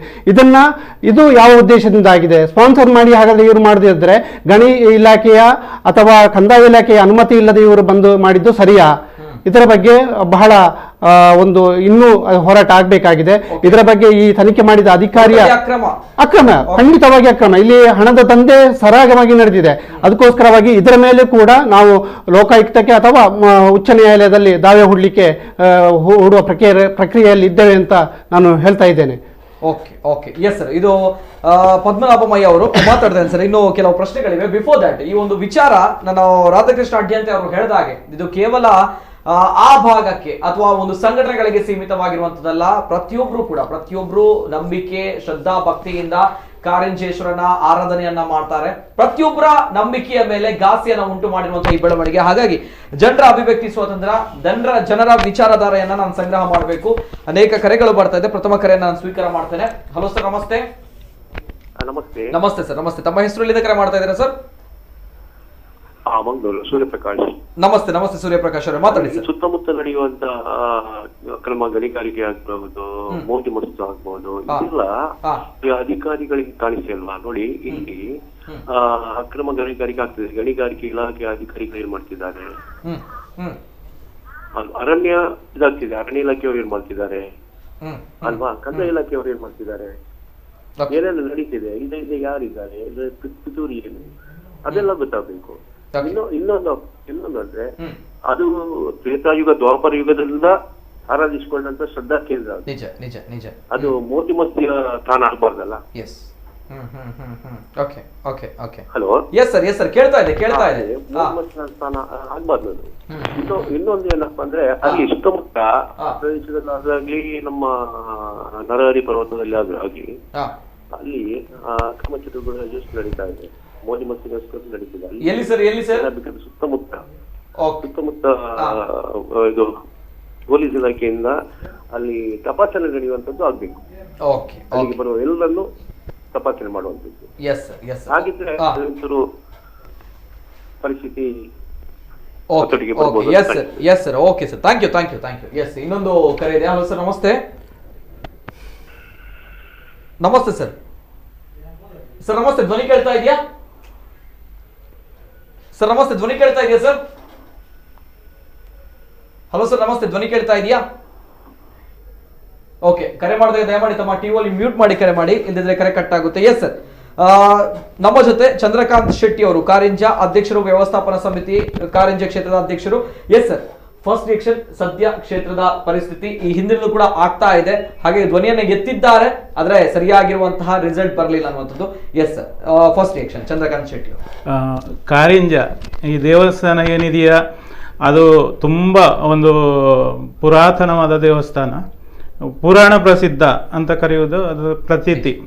ಪುರಾಣ ಪ್ರಸಿದ್ಧ ಅಂದರೆ ಏನು ಅಂತ ಹೇಳಿದರೆ, ಈಗ ಕೃತಯುಗದಲ್ಲಿ ಅಂದರೆ ಶಿವಪುರಾಣದ ಕಾಲದಲ್ಲಿ ಇದು ರುದ್ರಗಿರಿ ಅನ್ನುವ ಹೆಸರಿಂದ ಅದು ಕರೆಸಿಕೊಂಡಿತ್ತು ಅಂತ ಹೇಳ್ತಾರೆ. ನಂತರ ಈ ರಾಮಾಯಣ ಕಾಲದಲ್ಲಿ ಇದು ಗಜರಾಡಗಿರಿ ಅನ್ನುವಂಥ ಒಂದು ಹೆಸರಿಂದ ಕರೆಸಿಕೊಂಡಿತ್ತು. ಅದೇ ಮಹಾಭಾರತ ಕಾಲದಲ್ಲಿ ಇದು ಭೀಮನ ಕಾಲದಲ್ಲಿ ಭೀಮಶೈಲ ಅನ್ನುವ ಹೆಸರಿಂದ ಇತ್ತು. ಹಾಗೆಯೇ ಕಲಿಯುಗದಲ್ಲಿ ಕಾರಿಂಜೆ. ಹೀಗೆ 4 ಯುಗದ ಮಹೋನ್ನತ ಚರಿತ್ರೆ ಇರುವಂಥ ಒಂದು ದೇವಸ್ಥಾನ ಇದು. ಅಂದರೆ ಈಗಿನ ಕಾಲದಲ್ಲಂತೂ ಖಂಡಿತ ಅಲ್ಲ, 4 ಯುಗದಿಂದ ಉಳಿಸ್ಕೊಂಡು ಬಂದಂಥ ಒಂದು ದೇವಸ್ಥಾನ. ಹಾಗೆಯೇ ಭಾರತದಲ್ಲಿ ಎಲ್ಲೂ ಕಾಣಸಿಗದಂಥ ಒಂದು ಶಿವ ಮತ್ತು ಪಾರ್ವತಿ, ಒಂದು ಹಿಂದೂ ಪುರಾಣದ ಪ್ರಕಾರ ಒಂದು ಆದರ್ಶ ದಂಪತಿ ಇರುವಂಥ ಒಂದು ದೇಗುಲ ಇದು. ಇದನ್ನು ಉಳಿಸ್ಕೊಳ್ಬೇಕು. ಮತ್ತು ಈ ಒಂದು ಶಿವ ಪಾರ್ವತಿ ಅಂದರೆ ಅದಕ್ಕೆ ತಕ್ಕಂತೆ ದಾಂಪತ್ಯಕ್ಕೆ ಸಂಬಂಧಪಟ್ಟಂಥ ಒಂದು ಆಟಿ ಅಮಾವಾಸ್ಯೆಯ ದಿವಸ ನವದಂಪತಿಗಳು ಸ್ನಾನ ಮಾಡಬೇಕು. ಮತ್ತು ಈ ಜಾತ್ರೆ ಟೈಮಲ್ಲಿ ಶಯನದ ಕಾಲದಲ್ಲಿ ಈಶ್ವರ ಪಾರ್ವತಿ ಒಟ್ಟಿಗೆ ಶಯನ ಮಾಡುವಂಥ ಒಂದು ಅಲ್ಲಿ ಒಂದು ಶಯನ ಸೇವೆ ಅಂತ ಇರ್ತದೆ. ಆ ಶಯನ ಸೇವೆ ಮಾಡಿದರೆ ಒಂದು ದಾಂಪತ್ಯಕ್ಕೆ ಬರುವಂಥ ತೊಂದರೆಗಳು ಏನಿದ್ರೂ ಪರಿಹಾರ ಆಗ್ತದೆ ಅನ್ನುವಂಥ ಒಂದು ವಿಚಾರ ಕೂಡ ಇದೆ. ಮತ್ತು ಈಗ ನಾಡಿದ್ದು ಕಾರ್ತಿಕ ದೀಪೋತ್ಸವ ಇದೆ. ಈಶ್ವರ ಪಾರ್ವತಿಯ ಮುಂದೆ ದೀಪ ಇಟ್ಟು ಏನಾದರೂ ಬೇಡಿದರೆ ದಾಂಪತ್ಯಕ್ಕೆ ಬರುವಂಥ ಏನೇ ಕಷ್ಟ ಇದ್ದರೂ ಪರಿಹಾರ ಆಗ್ತದೆ. ಇಂಥ ಒಂದು ತುಂಬ ನಂಬಿಕೆಗಳು ಇಲ್ಲಿ ಇದೆ. ಅಂದರೆ ಪುರಾತನ ಕಾಲದಿಂದಲೂ ಇದೆಲ್ಲ ನಡೆದುಕೊಂಡು ಬಂದಿರುವಂಥ ಒಂದು ವಿಚಾರ.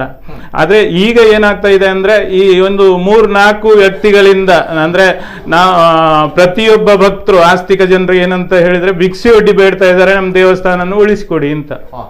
ಈಗ ಆ ಸ್ಥಿತಿಗೆ ಬಂದು ನಿಂತಿದೆ ಇಲ್ಲಿ. ಅಂದ್ರೆ ಒಂದು 2-3 ಜನ ಇದನ್ನೆಲ್ಲ ಹಿಡಿತದಲ್ಲಿ ಇಟ್ಕೊಳ್ತಾರೆ ಅಂದ್ರೆ ನಮ್ಗೆ ಈ ಆಡಳಿತ ಇಲ್ಲ ಅಂದ್ರೆ ಕಾನೂನು ಇದು ಎಲ್ಲ ಯಾಕೆ ಬೇಕು ಅಂತ ನಮ್ಗೇನೆ ಅನಿಸ್ತದೆ ಒಂದೊಂದು ಕಾಲದಲ್ಲಿ. ಅಂದ್ರೆ ಒಂದು 3-4 ಜನರಿಗೋಸ್ಕರ ಈ ಸರ್ಕಾರನೇ ಖುದ್ದಾಗಿ ಬಂದು ಇದನ್ನೆಲ್ಲ, ಈ ಆಡಳಿತ ಏನಿದೆ ಅದನ್ನೆಲ್ಲ ಈ ಕೋರೆ ಎಲ್ಲ ಮುಚ್ಚಬೇಕಾಗಿತ್ತು. ನಾವಂದ್ರೆ ಭಕ್ತರು ಏನು ಹೇಳ್ತಾರೆ ಅದನ್ನ ನಾವು ಕೇಳ್ಕೊಳ್ಳೇಬೇಕಾಗ್ತದೆ, ಅವ್ರಿಗೆ ಸಪೋರ್ಟ್ ಮಾಡಲೇಬೇಕಾಗ್ತದೆ. ಹಾಗಾಗಿ ನಾವು ಭಕ್ತರು ಏನು ಹೇಳ್ತಾರೆ ಅದನ್ನ ಕೇಳಲೇಬೇಕಾಗ್ತದೆ. ಹೋರಾಟಕ್ಕೆ ಬೆಂಬಲ ಖಂಡಿತವಾಗಿ ನಮ್ಮ ಕಡೆಯಿಂದ ಇದೆ Nitin sir. Okay okay okay Chandrakant Shetty ಅವರು ಮಾತನಾಡಿದಾಗ ಒಂದು ವಿಚಾರ ನಿಜವಾಗ್ಲೂ ಕೂಡ ಹೌದು ಅನ್ನುವಂಥ ಪ್ರಶ್ನೆ ಬರುತ್ತೆ. ಅಂದ್ರೆ ಭಕ್ತರು ದೇವಾಲಯವನ್ನು ಉಳಿಸಬೇಕು ಅಂತ ಬಂದಾಗ ಭಿಕ್ಷೆಯನ್ನ ಬೇಡುವಂತಹ ಪರಿಸ್ಥಿತಿಯಲ್ಲಿ ನಾವುಗಳಿದ್ದೇವೆ. ಏನ್ ಸರ್, ಏನ್ ಕಥೆ ಇದು? ಅದೇ ಅಂದ್ರೆ ಹೋರಾಟ ಇವತ್ತು ನಿನ್ನೆದಲ್ಲ ಸರ್, ತುಂಬಾ ಸಮಯದಿಂದ. ಅಂದ್ರೆ ಯಾವ ತರದಲ್ಲಿ ಹೋರಾಟ ಮಾಡಿದ್ದಾರೆ ಅಂದ್ರೆ ಇಲ್ಲಿ ಇದ್ದಾರೆ, ಸಾಕ್ಷಾತ್ ಕೂತ್ಕೊಂಡೇ ಇದ್ದಾರೆ. ತುಂಬಾ ತರದ ಕಾನೂನು ಹೋರಾಟ ಅಂದ್ರೆ ಕಾನೂನು ಅಂದ್ರೆ ಯಾರು, ಈಗ ಇಲ್ಲಿ ನಮ್ದು ಹೈಕೋರ್ಟ್ ಇರೋದು ಬ್ಯಾಂಗ್ಳೂರಲ್ಲಿ ಏನ್ ಮಾಡ್ತಾರೆ ಅಂತ ಹೇಳಿದ್ರೆ, ಇದು ಅವ್ರಿಗೆ ಏನಾದ್ರು ಅದು ಕೇಸ್ ಅಲ್ಲಿಗೆ ಹೋದಾಗ ಅವ್ರೇನು ಭೂ ವಿಜ್ಞಾನಿಗಳಿಗೋ ಇಲ್ಲಾಂದ್ರೆ DC ತಹಸೀಲ್ದಾರಿಗೋ ಸೂಚನೆ ಕೊಡ್ತಾರೆ, ಇದನ್ನ ಚೆಕ್ ಮಾಡಿ ಕಳಿಸಿ ಅಂತ. ಅವ್ರು ಏನ್ ಮಾಡ್ತಾರೆ, ಈಗ NIT ಇದು ಅಂತ ಹೇಳಿದ್ರಲ್ಲ, ಯಾರು ಈ ಸ್ಫೋಟ ಚೆಕ್ ಮಾಡುವಂತ ಒಂದು ತಂತ್ರಜ್ಞಾನ ಹೇಗಿದೆ ಅಂದ್ರೆ, ಈಗ ನಾರ್ಮಲಿ ಇವರು ಸ್ಫೋಟ ಹೇಗೆ ಮಾಡ್ತಾರೆ ಅಂತ ಹೇಳಿದ್ರೆ 1000 ಮೆಗಾವ್ಯಾಟ್ ಎಲ್ಲ ಇದ್ರ ಘನ ಸ್ಫೋಟ ಮಾಡ್ತಾ ಇದ್ದಾರೆ. ಈಗ ಅವರು ಚೆಕಿಂಗ್ ಬರುವಾಗ 10 ಮೆಗಾವ್ಯಾಟ್ ಇದ್ದೆಲ್ಲ ಸ್ಫೋಟ ಮಾಡ್ತಾರೆ. ಇಲ್ಲಿ ವೈಬ್ರೇಷನ್ ಆಗ್ತಾ ಇಲ್ಲ ಅಂತ ಇದು ಕೊಡ್ತಾರೆ, ಅದನ್ನೇ ಕೋರ್ಟ್ ಪುರಸ್ಕರಿಸ್ತದೆ. ಮತ್ತೆ ಇದಕ್ಕೆ ಸರಿಯಾದ ಒಂದು ನ್ಯಾಯ ಸಿಗೋದಿಲ್ಲ. ಕಾನೂನಾತ್ಮಕ ಹೋರಾಟ ಅಂದ್ರೆ ಯಾವ ತಪ್ಪುದಾರಿಯನ್ನು ಇದು ಮಾಡಬೇಕು ಅಂತ ಅವ್ರು ಮೊದಲಾಗಿ ಪ್ರಿಪೇರ್ ಆಗಿ ಮಾಡಿಕೊಂಡು ಅದನ್ನೆಲ್ಲ ಅದರಿಂದ ಹೊರ ಬರುವಂತ ಇದು ಮಾಡ್ತಾ ಇದ್ದಾರೆ. ಕಾನೂನಾತ್ಮಕ ಹೋರಾಟ ಖಂಡಿತ ಒಂದು ನ್ಯಾಯ ಸಿಗೋದಿಲ್ಲ ಅನ್ನೋ ಕಾರಣಕ್ಕೆ ನಾವು ಸಂಘಟನಾತ್ಮಕ ಹೋರಾಟ, ಈಗ ಅಂದ್ರೆ ಜನ ಸಂಘಟನೆಯಿಂದ ಹೋರಾಟ ಮಾಡುವ ಒಂದು ಕಾರ್ಯಕ್ರಮವನ್ನು ಇಟ್ಕೊಂಡಿದ್ದೇವೆ ನಾವು. ಓಕೆ, ತಾವು ಹಿಂದಿನಿಂದಲೂ ಕೂಡ ಕಾನೂನಾತ್ಮಕವಾಗಿರುವಂತಹ ಹೋರಾಟವನ್ನ ಮಾಡ್ತಾ ಇದ್ರಿ ಅಲ್ವಾ ಸರ್? ನಾನು ಅಂದ್ರೆ ಇವರು ಪದ್ಮನಾಭಯ್ಯ ಎಲ್ಲ ಸೇರ್ಕೊಂಡು ತುಂಬಾ ಕಾಲದಿಂದ ಮಾಡ್ತಾ ಇದ್ದೇವೆ, 12 ವರ್ಷ. Okay okay okay yes. ಈ ಸಂದರ್ಭ ಒಂದು ವಿಚಾರ ರಾಧಾಕೃಷ್ಣ ಸರ್ ಹೇಳಿದಾಗೆ, ಮಯ್ಯ ಅವರು ಹೇಳಿದಾಗೆ, ಎಸ್ ಇದು ಕೇವಲ ಬಂಟ್ವಾಳ ಅಥವಾ ಆ ಭಾಗದ ಸುತ್ತಮುತ್ತ ಇರುವಂತಹ ಗ್ರಾಮಸ್ಥರಿಗೆ ಅವರಿಗೆ ಸೇರಿರುವಂತಹ ದೇವಸ್ಥಾನ ಮಾತ್ರ ಅಲ್ಲ, ಇದು ದೇಶ ವಿದೇಶಗಳಿಂದ ಇಲ್ಲಿಗೆ ಬರ್ತಾರೆ. ನಾವುಗಳು ಕೂಡ ಅತ್ಯಂತ ಶ್ರದ್ಧಾ ಭಕ್ತಿಯಿಂದ ಅದ್ಭುತವಾಗಿರುವಂತಹ ಶಿವನ ಕ್ಷೇತ್ರ ಇದು.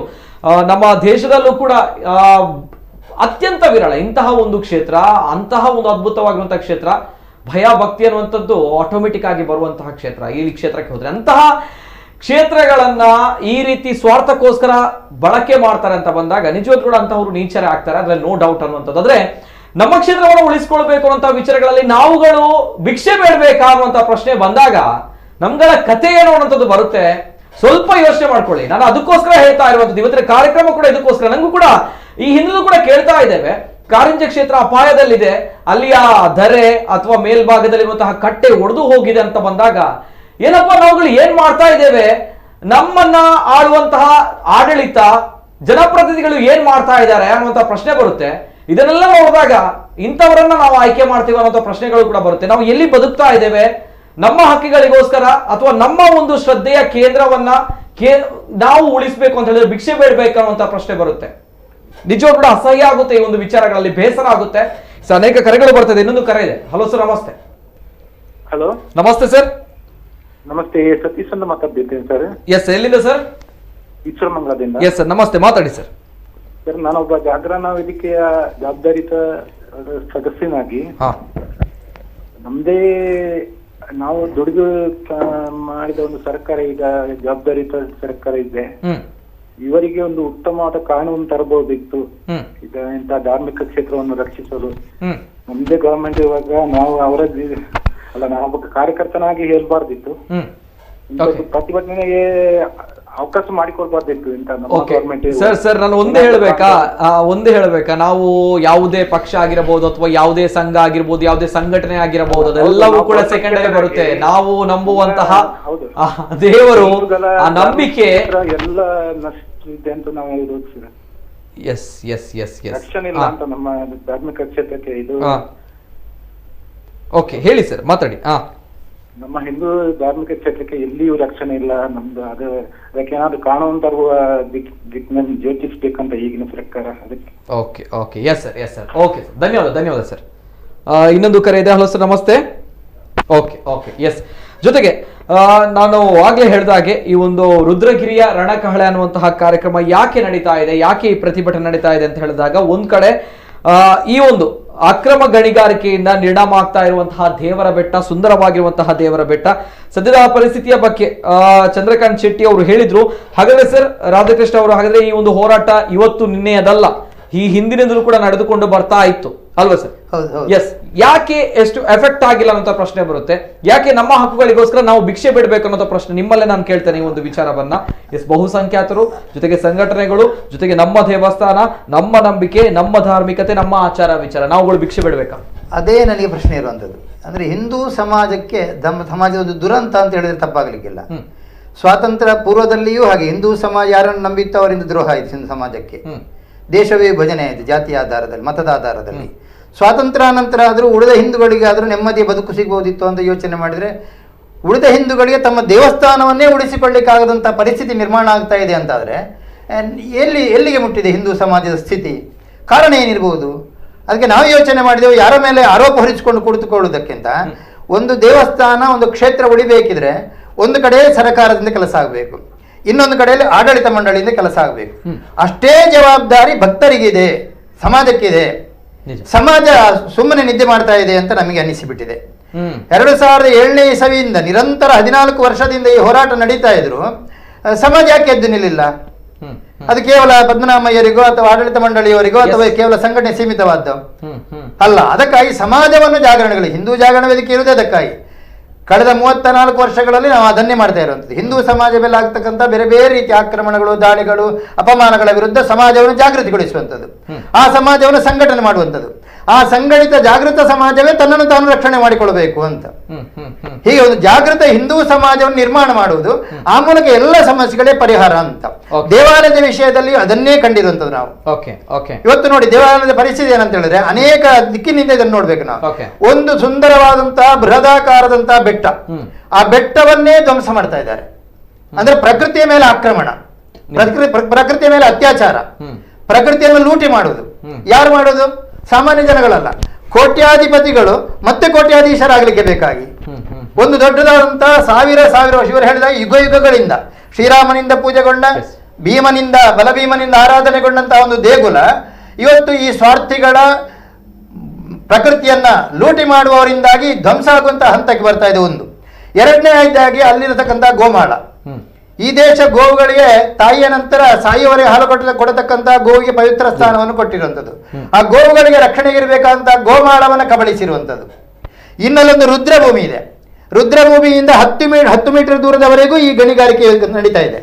ಮುಂದಿನ ದಿನಗಳಲ್ಲಿ ಆ ರುದ್ರಭೂಮಿಗೂ ಆಪತ್ತು ಬರಬಹುದು. ಹತ್ತಿರದಲ್ಲಿ ಒಂದು 10-15 ಮನೆಗಳಿದೆ. ಹತ್ತಿರದಲ್ಲಿ ಸುಮಾರು ಒಂದು 150ರಿಂದ 200 ಮೀಟರ್ ಒಳಗಡೆ ಒಂದು 10-15 ಮನೆಗಳಿದೆ. ಅದರಲ್ಲಿ ಒಂದು 7 ಮನೆಗಳು ಭಾರಿ ಹತ್ತಿರ ಇದೆ. ಆ 7 ಮನೆಗಳಲ್ಲಿ 3 ಮನೆಗಳ ಮೇಲೆ ಹಾನಿಯಾಗಿದೆ. ಅಲ್ಲಿ ರಸ್ತೆಗಳಲ್ಲಿ ನಡ್ಕೊಂಡು ಹೋಗುವಂತಹ ಸ್ಥಿತಿ ಇಲ್ಲ. ಮಕ್ಕಳು ಹೋಗ್ತಾ ಇರಬೇಕಿದ್ರೆ ಜಲ್ಲಿ ರಾಶಿ ಇರ್ತದೆ, ವಾಹನಗಳು ಬರ್ತವೆ, ಯಮ ಬಂದಾಗೆ ಬರ್ತಾರೆ. ಮಕ್ಕಳು ತಮ್ಮನ್ನು ತಾವು ರಕ್ಷಣೆ ಮಾಡಿಕೊಳ್ಳುವುದು ಹೇಗೆ? ಶಾಲೆಗೆ ಹೋಗುವಂತಹ ಮಕ್ಕಳು. ಅಲ್ಲೊಬ್ಬರದ್ದು ಅಂಗಡಿ ಇತ್ತು, ಅಂಗವಿಕಲರದ್ದು. ಅದು ಪಂಚಾಯತ್ನಿಂದ ಅವರಿಗೆ ವಿಶೇಷ ಅನುದಾನದ ಮೂಲಕ ನಿರ್ಮಾಣ ಆಗಿರುವಂಥದ್ದು, ಅದನ್ನು ಧ್ವಂಸ ಮಾಡಿದ್ದಾರೆ.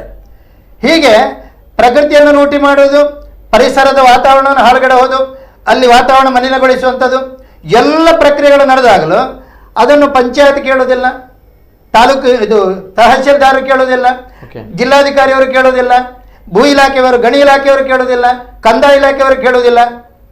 ಹೈದರಾಬಾದ್ ಯಾಕೆ ಇರೋದು? ಇವರೆಲ್ಲ ಸಮಾಜಕ್ಕೆ ದ್ರೋಹ ಮಾಡುವವರ ಎಲ್ಲರೂ ಅಂತ ಹೇಳೋದಿಲ್ಲ ನಾನು. ಈ ಗಣಿಗಾರಿಕೆಗೆ ಪೂರಕವಾಗಿ ಅವರು ಯಾಕೆ ವರ್ತಿಸ್ತಾ ಇದ್ದಾರೆ?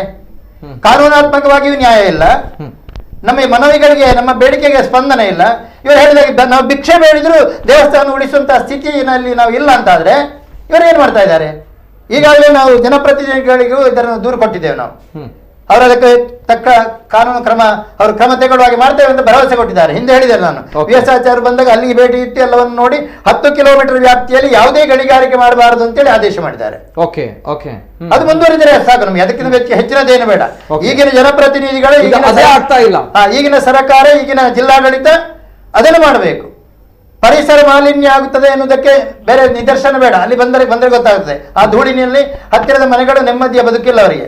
ಅಡ್ಯಂತವರೇ, ಬಹುಶಃ ನಾವು ನೋಡಿರುವಂತದ್ದು ಸುಂದರವಾಗಿರುವಂತಹ ರಮಣೀಯವಾಗಿರುವಂತಹ ಕಾರಿಂಜ ಕ್ಷೇತ್ರ, ಅದೇ ತಾವುಗಳು ಮಾತಾಡಿದಾಗ ಎಲ್ಲವೂ ಕೂಡ ಉಲ್ಟಾ ಹೊಡೆದಿದೆ ಅನ್ನುವಂಥ, ಉಲ್ಟಾ ಹೊಡಿತಾ ಇದೆ.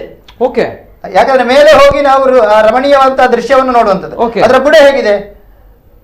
ಪಂಚಾಂಗ, ಒಂದು ಬೆಟ್ಟದ ಪಂಚಾಂಗವೇ ಅಲುಗಾಡಿದ್ರೆ, ಪಂಚಾಂಗವನ್ನೇ ಹೊಡೆಯುವಂತ ಕೆಲಸ ಮಾಡಿದ್ರೆ ನಮ್ಮ ನಂಬಿಕೆ ಏನಂತ ಹೇಳಿದ್ರೆ ಆ ಬೆಟ್ಟದ ಮೇಲೆ ಇರತಕ್ಕಂಥ ಎಲ್ಲ ಕಲ್ಲುಗಳು ನಮಗೆ ಶಿವಾಲಯ, ಇದು ಶಿವಲಿಂಗ, ಶಿವಲಿಂಗ. ಆ ನಂಬಿಕೆ ನಮ್ಗೆ.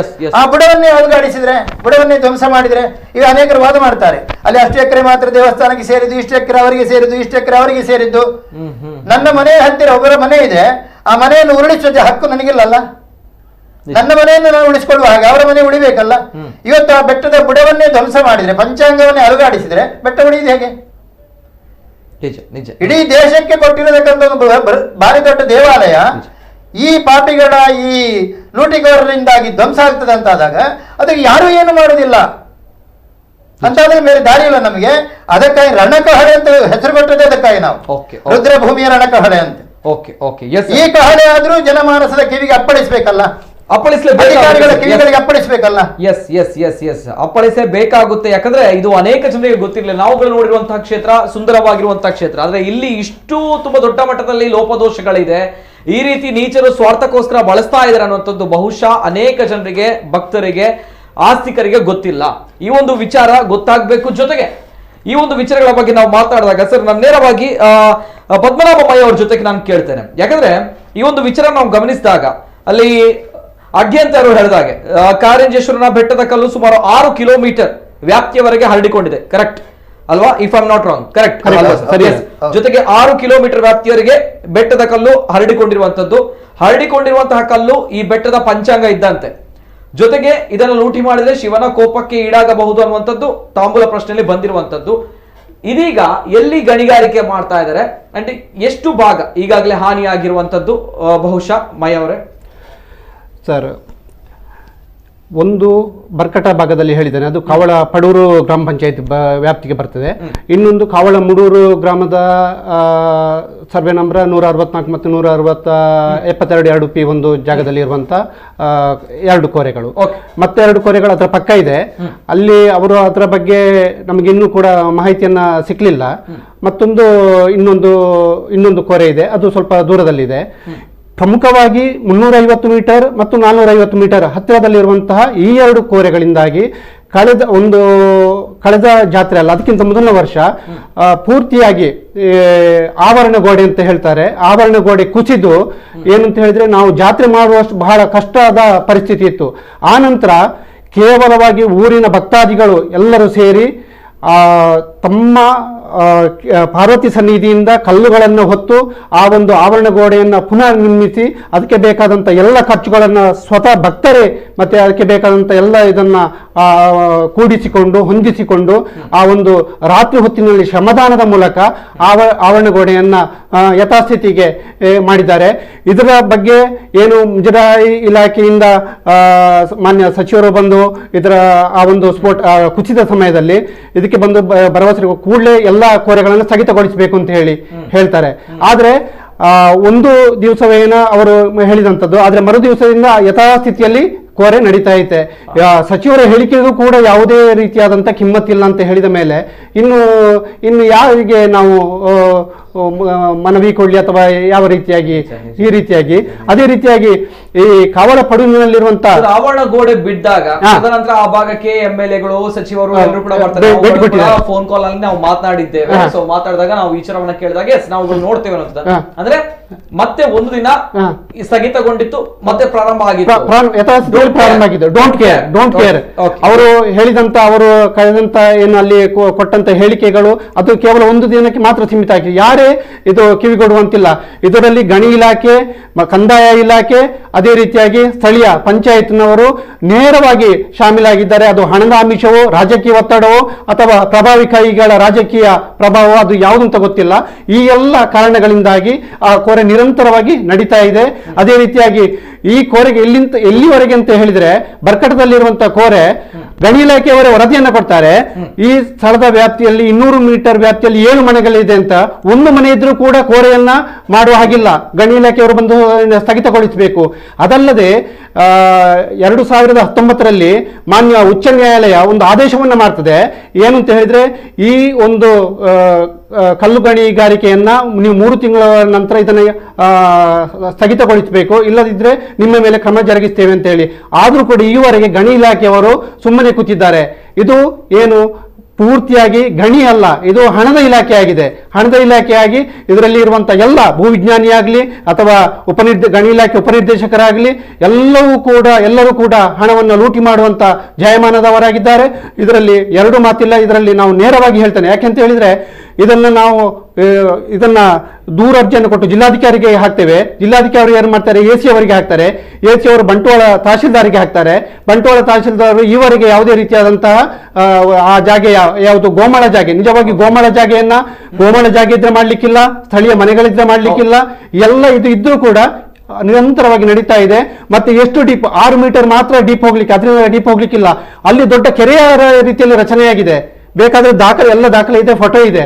ಈ ರೀತಿಯಾಗಿ ಇಂತಹ ವ್ಯವಸ್ಥೆಯಿಂದಾಗಿ ಅಲ್ಲಿನ ಜನರು, ಅಲ್ಲಿ ವಾಸುದೇವಾಡಿಗೆ ಅಂತ ಹೇಳಿದ ಅವರಿಗೆ ಅಂಗವಿಕಲ ಇದರಿಂದ ಒಂದು ಗೂಡಂಗಡಿ ಇದಾಗಿತ್ತು, ಸ್ಫೋಟಕವನ್ನು ಮಾಡಿಸಿ ನಂತರ ಅವರು ಬಂಟ್ವಾಳ ಗ್ರಾಮಾಂತರಕ್ಕೆ ಠಾಣೆಗೆ ಹೋಗಿ ದೂರನ್ನು ಕೊಟ್ರೆ ಬಂಟ್ವಾಳ ಗ್ರಾಮಾಂತರ ಠಾಣೆಯವರು ದೂರನ್ನು ಸ್ವೀಕರಿಸುವುದಿಲ್ಲ.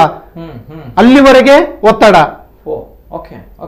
ಆದ್ರಿಂದ ಸಾರ್ವಜನಿಕರು ಏನ್ ಮಾಡಬೇಕು ಇಂಥ ಪರಿಸ್ಥಿತಿಯಲ್ಲಿ? ನಾವು ಯಾರಿಗೆ ಇದು ಮಾಡಬೇಕು? ಆದ್ರಿಂದ ಇದು ನಡೆಯುವಂತ ವಿಷಯ. ಇನ್ನು ಕಾವಲ ಮೂಡೂರು ಗ್ರಾಮದ ಕೋರೆಗೆ ಸಂಬಂಧಪಟ್ಟಂತೆ ಗಣಿ ಇಲಾಖೆಯವರು 164, 172 P1ರಲ್ಲಿ 1 ಎಕರೆ ಜಾಗದಲ್ಲಿ ಜಲ್ಲಿ ಕ್ರಷರ್ ನಡೀತದೆ ಅಂತ ಕೇಳಿದ್ರೆ ಅವರು ಯಾವುದೇ ಜಲ್ಲಿ ಕ್ರಷರ್ ನಡೆಯುವುದಿಲ್ಲ ಅಂತ ಹೇಳ್ತಾರೆ. ಆದ್ರೆ ಪಂಚಾಯತ್ನಲ್ಲಿ NOC ಕೊಡುವಾಗ ಜಲ್ಲಿ ಕ್ರಷರ್ ಉದ್ಯಮ ಅಂತ ಕೊಡ್ತಾರೆ. ಆದ್ರೆ ಅಲ್ಲಿ ಯಾವುದೇ ರೀತಿಯ ಕ್ರಷರ್ ಇಲ್ಲ ಅಂತ ಹೇಳಿ ಹಿಂದಿನ ಉಪನಿರ್ದೇಶಕರು ಕೊಟ್ಟಂತ ದಾಖಲೆಗಳು, ಎಲ್ಲ ದಾಖಲೆಗಳನ್ನು ಇಟ್ಟು ಅದೇ ರೀತಿಯಾಗಿ ಇವ್ರದ್ದು 2012ರಲ್ಲಿ ಪರಿಸರ ಇಲಾಖೆಯಿಂದ ಕೊಟ್ಟಂತ NOC ಮುಗಿದಿತ್ತು 36/6/2012ರಲ್ಲಿ. ಆದ್ರೆ ನಿರಂತರವಾಗಿ ನಡೀತಾ ಇತ್ತು. ಪರಿಸರ ಇಲಾಖೆಯವರು ಯಾವುದೇ ರೀತಿಯಾದಂತಹ ದಂಡವನ್ನು ವಿಧಿಸಲಿಲ್ಲ. ಕೇವಲ ಕಾಟಾಚಾರಕ್ಕೆ ಭೇಟಿ ನೀಡಿ ನಂತರ ಬೆಂಗಳೂರಿಗೆ ವರದಿಯನ್ನು ಕಳಿಸ್ತಾರೆ. ನಂತರ ಬೆಂಗಳೂರಿನಲ್ಲಿ ಇದ್ದಂತ ಹಿಂದಿನ ಏನು ಸರ್ಕಾರ ಇತ್ತು, ಆ ಸರ್ಕಾರದ ನಿಮ್ಗೆ ಗೊತ್ತು, ಕರಾವಳಿ ಪ್ರಾಧಿಕಾರ ಇಂಥ ಬೇರೆ ಪ್ರಾಧಿಕಾರ ಅವರ ಜನ ಇದ್ದು ಅದನ್ನ ಅವರಿಗೆ ಬೇಕಾದಾಗೆ ವರದಿಯನ್ನು ರಿಪೋರ್ಟ್ ತರಿಸಿಕೊಂಡು ಬೇಕಾದಾಗೆ ಅವರಿಗೆ NOCಯನ್ನು ಕೊಟ್ಟಿದ್ದಾರೆ. ಅದು ಬೇರೆ ವಿಷಯ. ಆದರೆ ಇಂತಹ ರಾಜಕೀಯ ಒತ್ತಡ, ಹಣದ ಆಮಿಷ ಇವುಗಳೆಲ್ಲದಿಂದಾಗಿ ಈ ಕೋರೆ ನಿರಂತರವಾಗಿ ನಡೀತಾ ಇದೆ.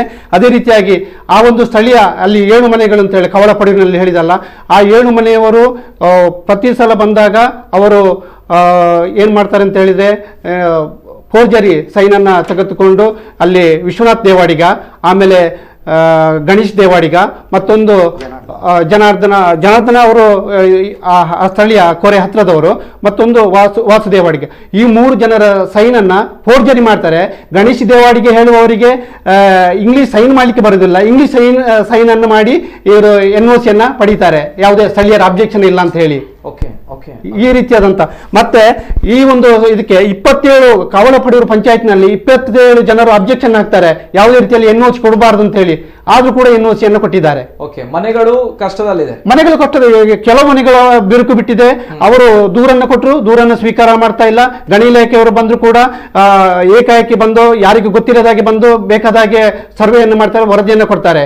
ಅದೇ ರೀತಿ ಕವಳ ಮೂಡೂರು ಇರುವಂತ ಒಂದು ಕೊರೆಗೆ ಸಂಬಂಧಪಟ್ಟಂತೆ ನೀವು ನಂಬಲಿಕ್ಕಿಲ್ಲ, 11/6/2021 ಒಂದು ಸರ್ವೆಯನ್ನು ಮಾಡ್ತಾರೆ.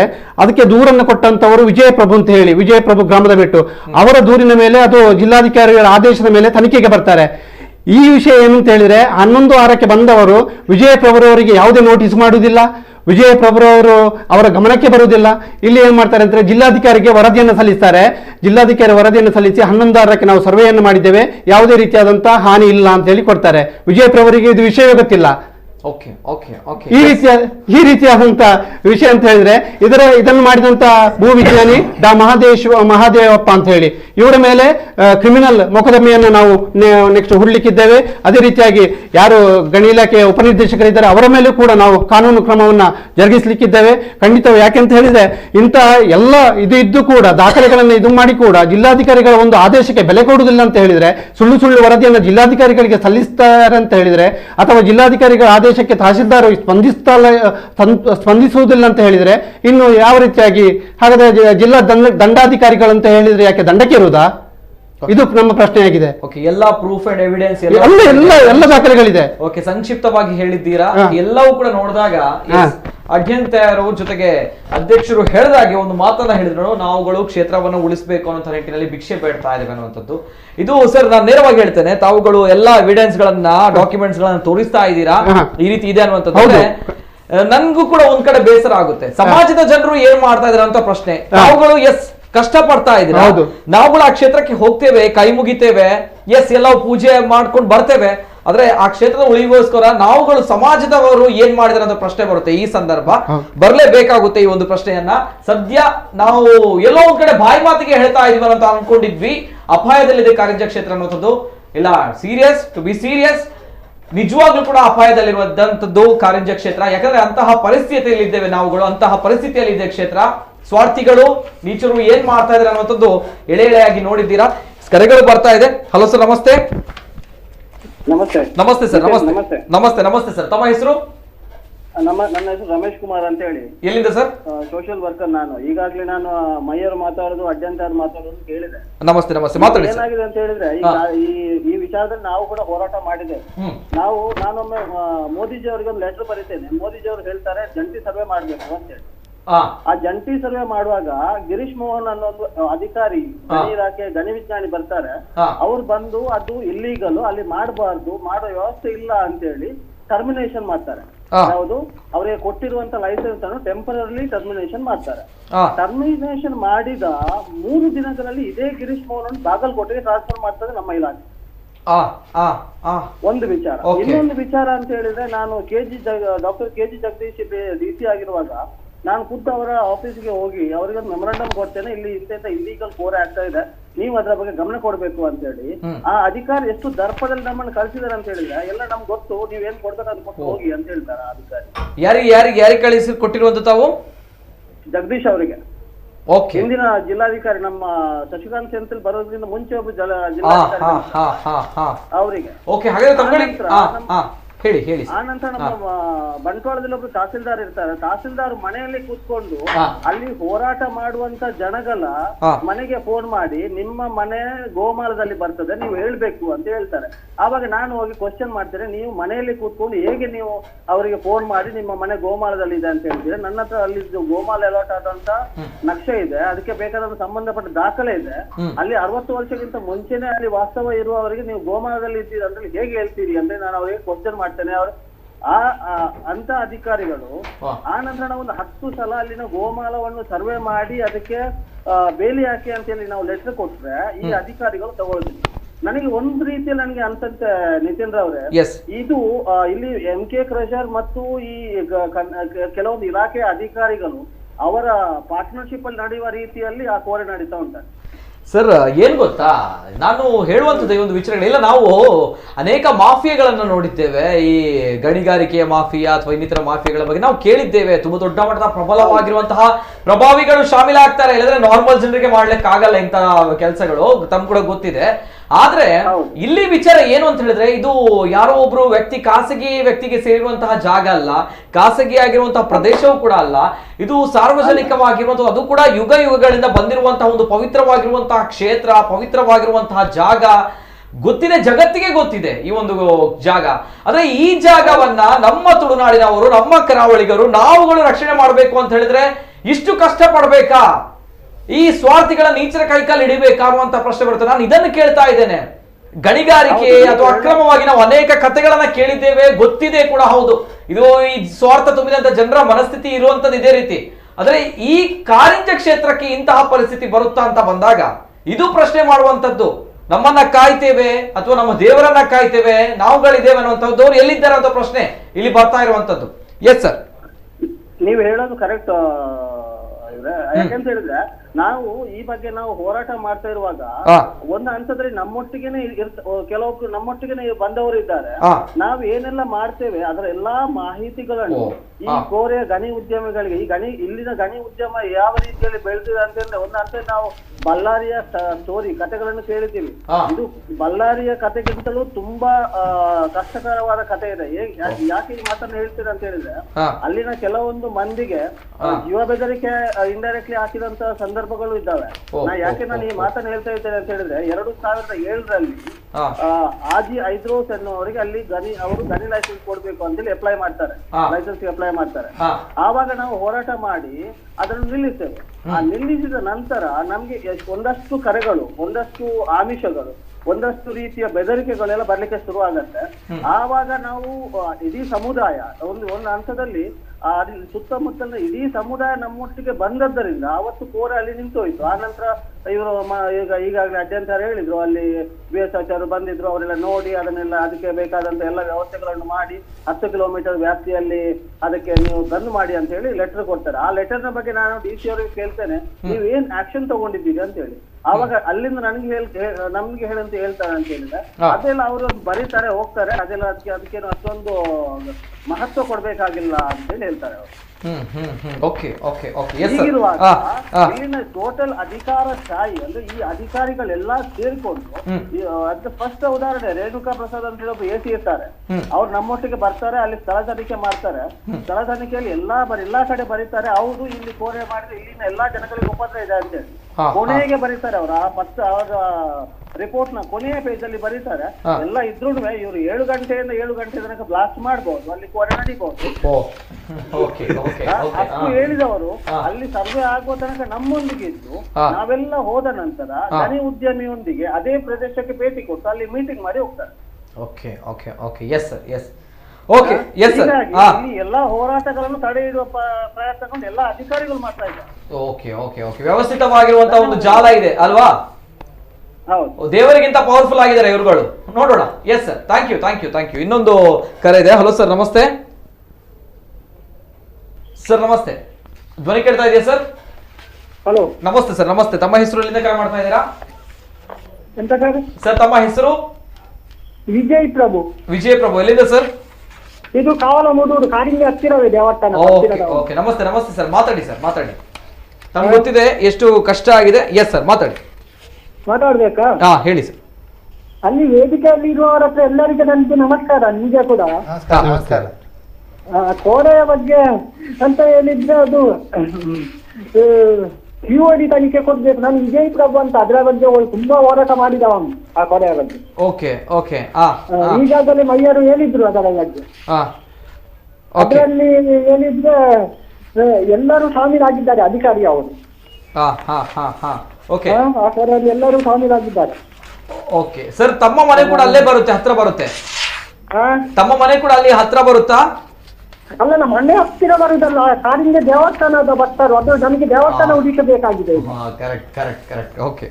ಮತ್ತೆ ಅದು ಸರ್ಕಾರ QOD ತನಿಖೆ ಮಾಡಬೇಕು.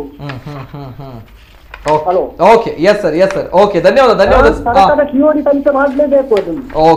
ಎಸ್ ಸರ್, ಧನ್ಯವಾದ ಸರ್. ಧನ್ಯವಾದ. ಇನ್ನೊಂದು ಕರೆ ಇದೆ. ಹಲೋ ಸರ್, ನಮಸ್ತೆ.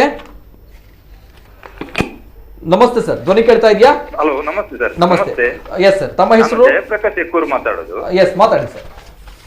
ಅದೇ ಜನರನ್ನು ಆ ಪಕ್ಷ ಈ ಪಕ್ಷ ಎಂದು ತುಂಡು ಮಾಡಿ ತಾವು ಭಕ್ಷಿಸುತ್ತಿರುವ ಅದು ಪಕ್ಷಾತೀತ, ಯಾವುದೇ ಪಕ್ಷ ಅಂತ ಹೇಳಿಲ್ಲ, ಆ ರಾಜಕೀಯ ಶಕ್ತಿಗಳು ಇದಕ್ಕೆಲ್ಲ ಕಾರಣ.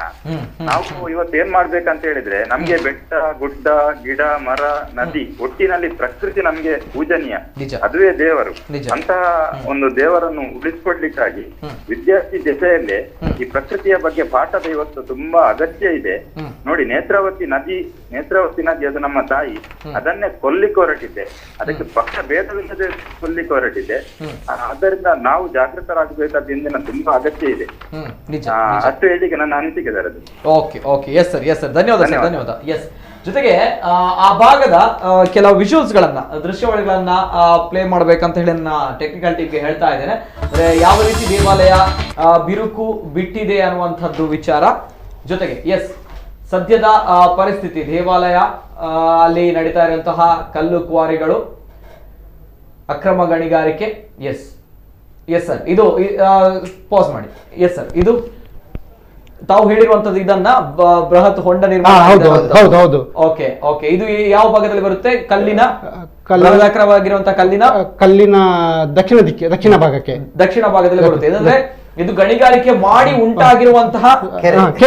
ಓಕೆ, ಇದು ಅಲ್ಲಿ 6 ಮೀಟರ್, ಅವರ ಗಣಿ ಇಲಾಖೆ ಇದರ ಪ್ರಕಾರ 6 ಮೀಟರ್ ಮಾತ್ರ ಇದು ಮಾಡ್ಲಿಕ್ಕೆ. ಇವರು ಅದು ನೋಡಿದ್ರೆ ಎಷ್ಟು ಆಳ ಉಂಟು, ಇನ್ನು ಸಣ್ಣ ಮಕ್ಕಳು ಬಂದಲ್ಲಿ ಜೀವ ಕಳೆದುಕೊಳ್ಳದಿದ್ರೆ ಸಾಕು. ಅದಕ್ಕೆ ಅದನ್ನ ಗಣಿ ಇಲಾಖೆಯನ್ನು ಮತ್ತೊಂದು ಆದೇಶ ಇದೆ, ಏನಂತ ಹೇಳಿದ್ರೆ ಯಾವುದೇ ರೀತಿಯಾಗಿ ನೀರು ಇಲ್ಲದಾಗಿ ನೋಡ್ಕೊಳ್ಬೇಕು ಅಂತಲೂ ಇದೆ.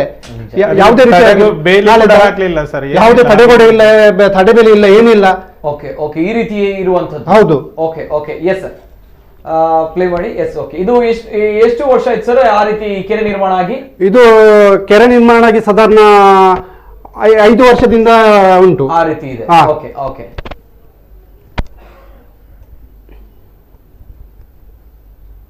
ಎಸ್, ಓಕೆ, ಅಲ್ಲಿ ಕಾಣ್ತಾ ಇರೋದು ದೇವಸ್ಥಾನ. ಓಕೆ, ಇಲ್ಲಿ ಕೆಲಸ ನಡೀತಾ ಇರುವಂತದ. ಇದು ಇನ್ನು ಹೌದು. ಓಕೆ, ಆ ಜಾಗಕ್ಕೆ ಏನ್ ಹೇಳ್ತಾರೆ ಸರ್? ಅಲ್ಲಿ ಅದು ಈಗ ಏನು ತೋರಿಸಿದ್ದು ಬರ್ಕಟ ಇಲ್ಲಿ. ಎಸ್, ನೋಡಿ, ಅದು ಏಕಶಿಲಾ ಬಂಡೆ ಮೇಲೆ ಒಂದು ಪದರದ ಹಾಗೆ ಇರುವಂತ ಒಂದು ಚಪ್ಪಡಿ ಇದರ ಮೇಲೆ ಕೂತ ಹಾಗಿದೆ ಈಶ್ವರ ದೇವಸ್ಥಾನ. ಚಪ್ಪಡಿ ಅದು ಈಗ ಅದಕ್ಕೆ ಅಪಾಯ. ಯಾಕಂತ ಹೇಳಿದ್ರೆ ಅದು ಒಂದು ಭಾಗ ಎಲ್ಲಿಯಾದ್ರೂ ಅದಕ್ಕೆ ಕ್ರ್ಯಾಕ್ ಅದಾದ್ರೆ ಆ ಜಾಗದ ದೇವಸ್ಥಾನದ ಇಡೀ ಈಶ್ವರ ದೇವಸ್ಥಾನದ ಸಾನ್ನಿಧ್ಯವೇ ಬೀಳುವಂತ ಇನ್ನೊಂದು ಚಿಕ್ಕ ಬಂಡೆ ಅದು ನ್ಯಾಕ್ ಅಲ್ಲಿ ಕೂತಿದೆ. ಅದ್ರ ಮುಂದೆ ಈ ಒಂದು ಆವರಣ ಗೋಡೆಯಿಂದ ಅದು ಕಾಣೋದಿಲ್ಲ ಸರಿಯಾಗಿ, ಕೆಳಗಿಂದ ಕಾಣ್ತಾ ಇದೆ. ಬಟ್ ಅದು ಏನಾದ್ರೂ ಈ ವೈಬ್ರೇಷನ್ಗೆ ಏನಾದ್ರೂ ಅಳಗಾಡಿ ಕೆಳಗೆ ಬಿದ್ರೆ ದೇವಸ್ಥಾನ ಸಮೇತ ಕೆಳಗೆ ಬೀಳ್ತದೆ. ಅದು ಹಾಗೆ ಇರ್ತದೆ. ಅದು ಗಜಪೃಷ್ಠಾಕಾರದ ಏಕಶಿಲಾ ಬಂಡೆಯ ಮೇಲೆ ಒಂದು ಚಪ್ಪಡಿಯ ಕಲ್ಲಿನ ಕೂತ ಹಾಗಿದೆ. ಅದಕ್ಕೆ ಎಲ್ಲಿಯಾದ್ರೂ ಅಪಾಯ ಆದ್ರೆ ಖಂಡಿತ ಈಶ್ವರ ಸಾನ್ನಿಧ್ಯವೇ ಇದಾಗುವಂತ ಪರಿಸ್ಥಿತಿ ಇದೆ ಸರ್. ಓಕೆ, ಅಂದ್ರೆ ದೇವಾಲಯವೇ ಕೆಳಕ್ಕೆ ಬೀಳುವಂತಹ ಖಂಡಿತ ಹೀಗೆ ಮುಂದುವರಿದ್ರೆ ದೇಶದಲ್ಲಿ ಇಷ್ಟು ಅನಾಹುತಗಳಾದ್ರೂ ನಮಗೆ ಬುದ್ಧಿ ಬರಲಿಲ್ಲ. ನಿಜ. ಓಕೆ, ಇದು ಅಲ್ಲಿ ಗಣಿಗಾರಿಕೆಯ ದೃಶ್ಯಾವಳಿಗಳು. ಓಕೆ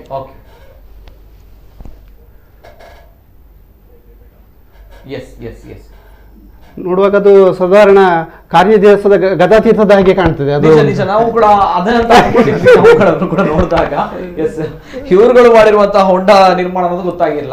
ಎಸ್, ಇನ್ನೊಂದು ಕರೆ ಇದೆ. ಹಲೋ ಸರ್, ನಮಸ್ತೆ. ಧ್ವನಿ ಕೇಳ್ತಾ ಇದೆಯಾ ಸರ್? ನಮಸ್ತೆ, ಧ್ವನಿ ಕೇಳ್ತಾ ಇದೆಯಾ ಸರ್? ಓಕೆ ಸರ್, ತಾವೊಂದು ಹೇಳಿದ್ರಿ ಕಳೆದ ಬಾರಿ ಆವರಣ ಗೋಡೆ ಕುಸಿದಿರುವಂತದ್ದು ಬಿಕಾಸ್ ಆಫ್ ಈ ಗಣಿಗಾರಿಕೆಯಿಂದಲೇ ಅನ್ನುವಂಥದ್ದು. ಹೌದು, ಖಂಡಿತವಾಗಿಯೂ. ಈ ಎರಡು ಏನು ಹತ್ತಿರದ 350 ಮತ್ತು 450 ಮೀಟರ್ ಅಂತ ಹೇಳಿದೆ ಅಲ್ವಾ, ಅದರ ಹತ್ತಿರದ ಇದರ ಸ್ಫೋಟಕದ ಪ್ರಭಾವದಿಂದಲೇ ಆದಂಥದ್ದು ಸ್ಪಷ್ಟ. ಯಾಕೆಂದ್ರೆ ಮೊನ್ನೆ 15 ದಿವಸದ ಹಿಂದೆ ಆ ಈಶ್ವರ ಸನ್ನಿಧಿ ಅದು ಏನು ಚಪ್ಪಡಿ ಅಂತ ಹೇಳಿದಲ್ಲ, ಅದರಿಂದ ಕೆಳಗೆ ಮಣ್ಣು ಸುರಿದಿದೆ. ಆ ಸ್ಫೋಟಕದಿಂದ ಅದು ಕುಡಿತೇನ ಅದು ಮತ್ತು ಇದರಿಂದಾಗಿ ಆ ಮಣ್ಣು ಕೆಳಗೆ ಸುರಿದಿದೆ. ಹೀಗೆ ಆದ್ರೆ ಖಂಡಿತವಾಗಿಯೂ ಅದು ಆ ಚಪ್ಪಡಿ ಮೇಲಿನ ಈಶ್ವರ ಸನ್ನಿಧಿ ಬೀಳುವಂಥದ್ದು ಖಂಡಿತ ಪ್ರಬಲ ಸ್ಫೋಟಕ. ಏನು ಆಗ ಹೇಳಿದಾಗೆ ಅವರು NITಗೆ ಬರುವಾಗ ಕೇವಲ 10 ಏನಿದೆ, ಆ ನಂತರ ಎಷ್ಟು 1000 ಇದರ ಪ್ರಬಲ ಸ್ಫೋಟವನ್ನು ಬಳಸಿ ಮಾಡ್ತಾರೆ. ಓಕೆ ಸರ್, ನಾನು ಚಂದ್ರಕಾಂತ್ ಶೆಟ್ಟಿ ಅವ್ರ ಜೊತೆ ಕೇಳಬೇಕು. ಅಧ್ಯಕ್ಷರು, ವ್ಯವಸ್ಥಾಪನಾ ಸಮಿತಿ, ತಾವುಗಳು ಕೂಡ ಹೋಗಿ ಹೇಳಿದ್ರು ಪರಿಸ್ಥಿತಿ ಈ ರೀತಿ ಗಂಭೀರವಾಗಿದೆ ಅಂತ ಬಂದಾಗ ತಾವುಗಳು ಎಕ್ಸ್ಪ್ಲೇನ್ ಕೊಟ್ಟರು ಕೂಡ ಯಾವುದೇ ರೀತಿಯ ತಮ್ಗಳಿಗೂ ಕೂಡ ಕವಡೆ ಕಾಸಿನ ಕಿಮ್ಮತ್ತಿನ ಬೆಲೆ ಇಲ್ವಾ? ಈಗ ಕಳೆದ ಸಾರಿ ಜಾತ್ರೆಯಲ್ಲಿ ಕೆಲವೊಂದು ಅಶುಭ ಸಂಕೇತಗಳು ಕಾಣಸಿಗುತ್ತವೆ. ಆ ಟೈಮಲ್ಲಿ ಏನ್ ಮಾಡ್ತಾರೆ ಅಂದ್ರೆ ಎಲ್ಲ ಸೇರಿಕೊಂಡು ದೇವರಿಗೆ ಪ್ರಾರ್ಥನೆ ಮಾಡ್ತಾರೆ. ಏನು ಅಂತ ಹೇಳಿದ್ರೆ ಇದನ್ನೆಲ್ಲ ತಿಳ್ಕೊಂಡು ನಾವು ಇದಕ್ಕೆ ಪರಿಹಾರ ಕಂಡುಕೊಳ್ತೇವೆ ಅಂತ. ಅದರ ಇದು ತಾಂಬೂಲ ಪ್ರಶ್ನೆ ಇಡ್ತೇವೆ. ತಾಂಬೂಲ ಪ್ರಶ್ನೆಯಲ್ಲಿ ಪ್ರಥಮವಾಗಿ ಕಂಡಿದ್ದೇ ಇದು ಯಾವುದು, ಇದು ಸ್ಫೋಟದಿಂದ ದೇವಗಳ ವೈಬ್ರೇಷನ್ ಆಗ್ತಾ ಇದೆ, ದೇವರಿಗೆ ತುಂಬಾ ಕಿರಿಕಿರಿ ಆಗ್ತಾ ಇದೆ. 32 ಗ್ರಾಮ ನನಗೆ ಸೇರಿದ್ದಿದೆ, 32 ಗ್ರಾಮದ ಜನರು ಏನ್ ಮಾಡ್ತಾ ಇದ್ದೀರಿ, ನಿದ್ದೆ ಮಾಡ್ತಾ ಇದ್ದೀರಾ, ನಾನು ನೆಮ್ಮದಿಯಾಗಿ ಇಲ್ಲ ಅಂತ ದೇವರೇ ಬೇಡಿಕೊಳ್ಳುವಂತ ಒಂದು ಸ್ಥಿತಿಗೆ ಆ ದೇವಸ್ಥಾನ ಬಂದಿದೆ. ಈಗ ಇಲ್ಲಿ ನಾವು ಕೇಳೋದು, ಇದು ದೇವಸ್ಥಾನ ಅಂದ್ರೆ ಈ ಪ್ರಶ್ನೆ ಮೂಲಕ ತಿಳಿದು ಬಂದ ಪ್ರಕಾರ ಅಂದ್ರೆ ದೇವಸ್ಥಾನ ಅಂದ್ರೆ ದೇವರ ಸ್ಥೂಲ ದೇಹ, ಇದು ಅಂಗಾಂಗ ವಿಹೀನವಾಗ್ತಾ ಇದೆ, ಇದನ್ನು ಮರಳಿ ಕಟ್ಟಬೇಕು. ಮರಳಿ ಕಟ್ಟಬೇಕಾದ್ರೆ ಅದು ತುಂಬಾ ದೊಡ್ಡ ಎತ್ತರದಲ್ಲಿರುವಂತ ದೇವಸ್ಥಾನ. ಈಗ ಅದೊಂದು ಏನು ಇದು ಅದನ್ನು ಮರು ನಿರ್ಮಾಣ ಮಾಡಬೇಕಾದ್ರೆ ತುಂಬಾ ಒಂದು ಚಿಕ್ಕ ಒಂದು ವೆಚ್ಚದಲ್ಲಿ ಮಾಡುವಂತ ದೇವಸ್ಥಾನ ಅಲ್ಲ. ಈಗ ಈ ಒಂದು 2-3 ಜನಗೋಸ್ಕರ ಈಗ ಎಷ್ಟೆಷ್ಟೋ ಕೋಟಿ ಖರ್ಚು ಮಾಡಿ ಇಷ್ಟೆಲ್ಲ ಗ್ರಾಮದವರೆಲ್ಲ ಸೇರಿ ಮಾಡ್ಲಿಕ್ಕೆ ಇದೆಲ್ಲ ಒಂದು ಈ ಹೊಣೆ ಹೊರಲಿಕ್ಕೆ ಒಂದು ಇದೆಯಾ ಸರ್? ಈಗ ಈ 3 ಜನರಿಗೋಸ್ಕರ 3-4 ಜನರು ಕೋರೆ ಮಾಡ್ತಾ ಇದ್ದಾರೆ, ಇವರಿಗೋಸ್ಕರ ನಾವೆಲ್ಲ ಇಷ್ಟೆಲ್ಲ ಕಷ್ಟಪಡ್ಬೇಕಾದ. ಮತ್ತೆ ಇನ್ನೊಂದು ಕಾಣ್ತದೆ ಅದರಲ್ಲಿ ಇದು ಅಪವಿತ್ರದ ಬಗ್ಗೆ. ಈಗ ಈ ಮೊನ್ನೆ ಏನ್ ನಡೀತು, ಈಗ ಚಪ್ಪಲಿ ಹಾಕೊಂಡು ಬಂದಿದ್ದಾರೆ, ಮತ್ತೆ ಈ ಕೆಲವೆಲ್ಲ ಬೇರೆ ಬೇರೆ ತರ ಇದು ನೋಡುಗರಿಗೆ ಇದು ಮುಸ್ಲಿಮರಿಗೆ ಮಾತ್ರ ಇವರು ಟಾರ್ಗೆಟ್ ಮಾಡ್ತಾ ಇದ್ದಾರೆ ಅಂತ ಕಾಣಬಹುದು. ಬಟ್ ನಾವು ತುಂಬಾ ಜನರನ್ನು ನಮ್ಮ ಈ ಹಿಂದೂ ಧರ್ಮದವರು ಯಾರು ಅಲ್ಲಿ ಅನಾಚಾರ ಮಾಡ್ತಾ ಇದ್ರು ಖಂಡಿತವಾಗಿ ನಾವು ಹಿಡಿದು ಪೊಲೀಸಿಗೆ ಕೊಟ್ಟಿದ್ದೇವೆ. ಅದು ಯಾಕಂತ ಹೇಳಿದ್ರೆ ಅವರು ಕೆಳಗಡೆ ಮಾಡಿರೋದು, ಈ ತರ ಚಪ್ಪಲಿ ಹಾಕೊಂಡು ಒಳಗಡೆ ಬಂದಿಲ್ಲ, ಬಟ್ ಕೆಳಗಡೆ ಏನಾದ್ರು ಮಾಡಿದ್ರು, ಅನಾಚಾರ ಮಾಡಿದ್ರು, ತುಂಬಾ ಬೇಕಾದ್ರೆ ಪೊಲೀಸ್ ಸ್ಟೇಷನ್ ಅಲ್ಲಿ ಎಂಕ್ವೈರಿ ಮಾಡ್ಲಿ ಯಾರಾದ್ರೂ, ತುಂಬಾ ಜನರನ್ನು ಹಿಡಿದು ಕೊಟ್ಟಿದ್ದೇವೆ ನಾವು ಅಂತ. ಹಿಂದೂ ಧರ್ಮದವರು ಇದ್ರು ಕೂಡ ಅದರಲ್ಲಿ ಯಾವುದೇ ಭೇದ ಅಂತ ಮಾಡ್ಲಿಲ್ಲ ನಾವು, ಖಂಡಿತವಾಗಿ ಹಿಡಿದು ಕೊಟ್ಟಿದ್ದೇವೆ. ಎಲ್ಲರನ್ನು ಒಂದೇ ತರದಲ್ಲಿ ಕಾಣ್ತಾ ಇದ್ದೇವೆ. ಬಟ್ ಇದೇನು ಅಂತ ಹೇಳಿದ್ರೆ ಮೊನ್ನೆ ನಡೆದಂತ ಒಂದು ಇದು ದೇವಸ್ಥಾನದ ಆವರಣದ ಒಳಗೆ ನಾವೇನು ಈಗ ದೇವರ ಪಾದ ಅಂತ ಮುಟ್ಟಿ ನಮಸ್ಕಾರ ಮಾಡಿ ಒಳಗೆ ಹೋಗ್ತಾ ಇದ್ದೇವೆ, ಅದನ್ನ ಚಪ್ಪಲಿ ಹಾಕೊಂಡು ತುಳಿದಿದ್ದಾರೆ. ಇದು ಬಲಿ ಕಲ್ಲುಗಳಿದ್ದಾವೆ, ಅದನ್ನು ಕೂಡ ಚಪ್ಪಲಿ ಹಾಕೊಂಡು ತುಳಿದಿದ್ದಾರೆ. ಎಲ್ಲ ಅದೇ ಅದರಲ್ಲೆಲ್ಲ ಸೆಲ್ಫಿ ಅದು ಇದೆಲ್ಲ ತೆಗ್ದಿದ್ದಾರೆ. ಬಟ್ ಹಾಗಾಗಿ ಸ್ವಲ್ಪ ಅದು ಇದಾಗಿದೆ. ಬಟ್ ಇದು ತಪ್ಪು ಯಾರೇ ಮಾಡಿದ್ರು ತಪ್ಪು ಅಂತಲೇ ನಾವು ಖಂಡಿತ ಇದು ಮಾಡಿದ್ದೇವೆ. ಓಕೆ ಕ್ಷೇತ್ರದಲ್ಲಿ ಪ್ರಶ್ನೆಯನ್ನ ಕೇಳಿದಾಗ ಅಂದ್ರೆ ಕೆಲವು ಲೋಪದೋಷಗಳು ಬಂದಿದೆ ಅನ್ನುವಂಥದ್ದು. ಎಸ್ ಸರ್, ಏನ್ ಸರ್ ಸ್ವಲ್ಪ ಹೇಳಿ ಸರ್. ಅದೇ ಈಗ ದೇವಸ್ಥಾನದಲ್ಲಿ ಅಂದ್ರೆ ದೇವಸ್ಥಾನ ಅಂದ್ರೆ ದೇವರ ಸ್ಥೂಲ ದೇಹ. ಈ ದೇವಸ್ಥಾನ ಬಿರುಕು ಬಿಟ್ಟಿದೆ ಎಲ್ಲ. ಇದನ್ನ ಮರು ನಿರ್ಮಾಣ ಮಾಡಿ ಕೊಡ್ಬೇಕು ನನ್ಗೆ. ನಾನು ಈ ದೇವಸ್ಥಾನದಲ್ಲಿ ಏನು ಚೈತನ್ಯ ಇದೆಯಾ ಅದೆಲ್ಲ ಕಳೆದು ಹೋಗಿದೆ. ಈಗ ನೀವು ಇದು ಮಾಡ್ಬೇಕಾದ್ರೆ ಹೊಸ್ತು ದೇವಸ್ಥಾನ ನಿರ್ಮಾಣ ಮಾಡಿ ಆ ನಂತರ ಅದಕ್ಕೆಲ್ಲ ಬ್ರಹ್ಮಕಲಸ ಎಲ್ಲ ಮಾಡಿ ಅಂತ ಕಂಡು ಬಂದಿರುವಂತ ವಿಚಾರ. ಅದು ತಾಂಬೂಲ ಪ್ರಶ್ನೆಯಲ್ಲೇ ಮುಗಿಯೋದಿಲ್ಲ, ಇನ್ನು ಅಷ್ಟಮಂಗಳ ಇಟ್ಟು ಆಮೇಲೆ ಅದರಲ್ಲಿ ನೋಡಿ ಎಲ್ಲ ಇದು ಮಾಡಿ ಮರಳಿ ಕಟ್ಟಬೇಕಂತೆ. ಈಗ ಮರಳಿ ಕಟ್ಟಿದ ನಂತರನು ಇವರು ಈ ತರ ಕೋರೆ ಹೊಡಿತಾ ಇದ್ರೆ ನಮ್ಮ ಹೊಸ್ತು ಕಟ್ಟಿ ಪ್ರಯೋಜನ ಏನು? ಇಂಥ ಒಂದು ಪ್ರಶ್ನೆ ಬರ್ತದೆ. ಈಗ ನಾವು ಈಗ ಸದ್ಯ ಇದೇ ಪರಿಸ್ಥಿತಿಯಲ್ಲಿ ಹೊಸ ದೇವಸ್ಥಾನ ಕಟ್ಟಿದ್ರು ಅಲ್ಲಿ ಇದೇ ತರ ಹೊಡಿತಾ ಇದ್ರೆ ಮರಳಿ ಅದು ಶಿಥಿಲಾನೇ ಆಗಿ ಹೋಗ್ತದಲ್ಲ. ಆ ತರ ಒಂದು ಇದು ಇರ್ತದೆ. ಇದನ್ನ ಹೇಗೆ ಒಂದು ಕೋರೆನ ನಾವು ಖಂಡಿತವಾಗಿ ಸ್ಥಗಿತಗೊಳಿಸಿದ ನಂತರನೇ ನಾವು ಬೇರೆ ದೇವಸ್ಥಾನ ಕಟ್ಟಲಿಕ್ಕೆ ಅಂದ್ರೆ ಹೊಸದಾಗಿ ಮರು ನಿರ್ಮಾಣ ಮಾಡಬೇಕಾದ್ರೆ ಈ ಕೋರೆ ಅನ್ನೋ ಒಂದು ಪ್ರಾಬ್ಲಮ್ ಸಾಲ್ವ್ ಆದ ನಂತರ ನಾವು ಮಾಡಬೇಕಾಗ್ತದೆ. ಅದಕ್ಕಿಂತ ಮುಂಚೆ ನಾವು ದೇವಸ್ಥಾನ ಕಟ್ಟಿದ್ರೆ ಈಗ ಯಾವ ಸ್ಥಿತಿ ಇದೆಯಾ ಅದೇ ಮರಳಿ ತಿರುಗಾ ಇದಾಗ್ತದೆ ಅಂತ ನಾವು ಒಂದು ಇದು ಹೇಳ್ತಾ ಇದ್ದೇವೆ. ಜೊತೆಗೆ ಸರ್ ಮೋಜು ಮಸ್ತಿಗೆ ಬಳಕೆ ಆಗ್ತಾ ಇದೆಯಾ ಅಂತ ಪ್ರಶ್ನೆ ಬರುತ್ತೆ. ಇದು ಪ್ರಮುಖವಾಗಿ ಯಾಕಂದ್ರೆ ರಮಣೀಯವಾಗಿರುವಂತಹ ಸ್ಥಳ, ಸುಂದರವಾಗಿರುವಂತಹ ಸ್ಥಳ ಅಂತ ಬಂದಾಗ ಅನೇಕ ಜನರು ಬರ್ತಾರೆ.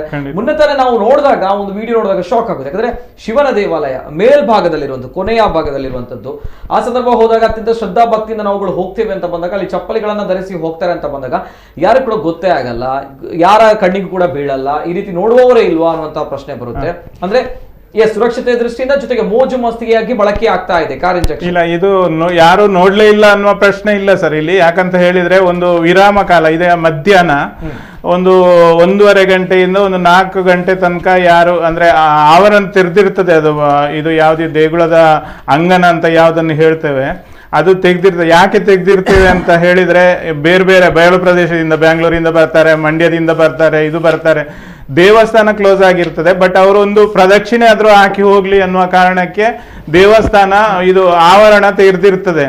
ಇವ್ರು ಏನ್ ಮಾಡ್ತಾರೆ ಅಂದ್ರೆ ಬಂದವರು ಒಂದು ಪ್ರದಕ್ಷಿಣೆ ಹಾಕಿ ಎಲ್ಲ ನೋಡ್ಕೊಂಡು, ಅಂದ್ರೆ ಎಲ್ಲೋ ದೂರದಿಂದ ಬಂದಿರ್ತಾರೆ, ಅವ್ರು ಹಾಗೇನೆ ಹೋಗುವುದು ಬೇಡ ಅನ್ನುವ ಕಾರಣಕ್ಕೆ ತೆಗ್ದಿರ್ತೇವೆ. ಈ ವಿರಾಮ ಕಾಲದಲ್ಲೂ ಕೆಲಸ ಮಾಡಿ ಅಂತ ಹೇಳಲಿಕ್ಕೆ ಊರಿನವರಿಗಾಗ್ಲಿ, ಆಡಳಿತ ಕಮಿಟಿಯವರಿಗಾಗ್ಲಿ ಅಥವಾ ಸರ್ಕಾರಕ್ಕಾದ್ರೂ ಯಾರಿಗೂ ಅದು ಈಗ ಅರ್ಚಕರನ್ನು ನೀವು 24 ಗಂಟೆನೂ ಕೆಲಸ ಮಾಡಿ ಅಂತ ಹೇಳಲಿಕ್ಕೆ ಎಲ್ಲ ದೇವಸ್ಥಾನದಲ್ಲಿ ಇರುವಂತದ್ದೇ. ಈ ಟೈಮ್ ಅಲ್ಲಿ ಬಂದು ಹೋಗಿದ್ದಾರೆ ಅವರು, ಅಂದ್ರೆ ಈ ಟೈಮ್ ಅಲ್ಲಿ ಅನಾಚಾರ ನಡೆದಿದೆ. ಬಟ್ CCTV ಎಲ್ಲ ಇದೆ, ಕೆಳಗೆ ನೋಡ್ತಾ ಇರ್ತಾರೆ ಸಿಬ್ಬಂದಿಗಳು. ಆದ್ರೆ ಇಲ್ಲಿ ಏನಾಗ್ತದೆ ಅಂದ್ರೆ ಅದು ತುಂಬಾ ಎತ್ತರದಲ್ಲಿರೋದ್ರಿಂದ CCTV ಸಿಡ್ಲು ಬಡಿತಕ್ಕೆ ನಿಲ್ಲೋದಿಲ್ಲ ಅಲ್ಲಿ. ಅಂದ್ರೆ ತುಂಬಾ ಪ್ರಾಬ್ಲಮ್ ಅಂದ್ರೆ CCTV ಇದ್ದಲ್ಲಿ. ಎಷ್ಟು ಈ ಸಲ ಈಗ ತಿರುಗಾ 40,000 ಏನೋ ಕೊಟೇಶನ್ ಕೊಟ್ಟು ಹೋಗಿದ್ದಾರೆ ಮರು ರಿಪೇರಿ ಮಾಡ್ಲಿಕ್ಕೆ.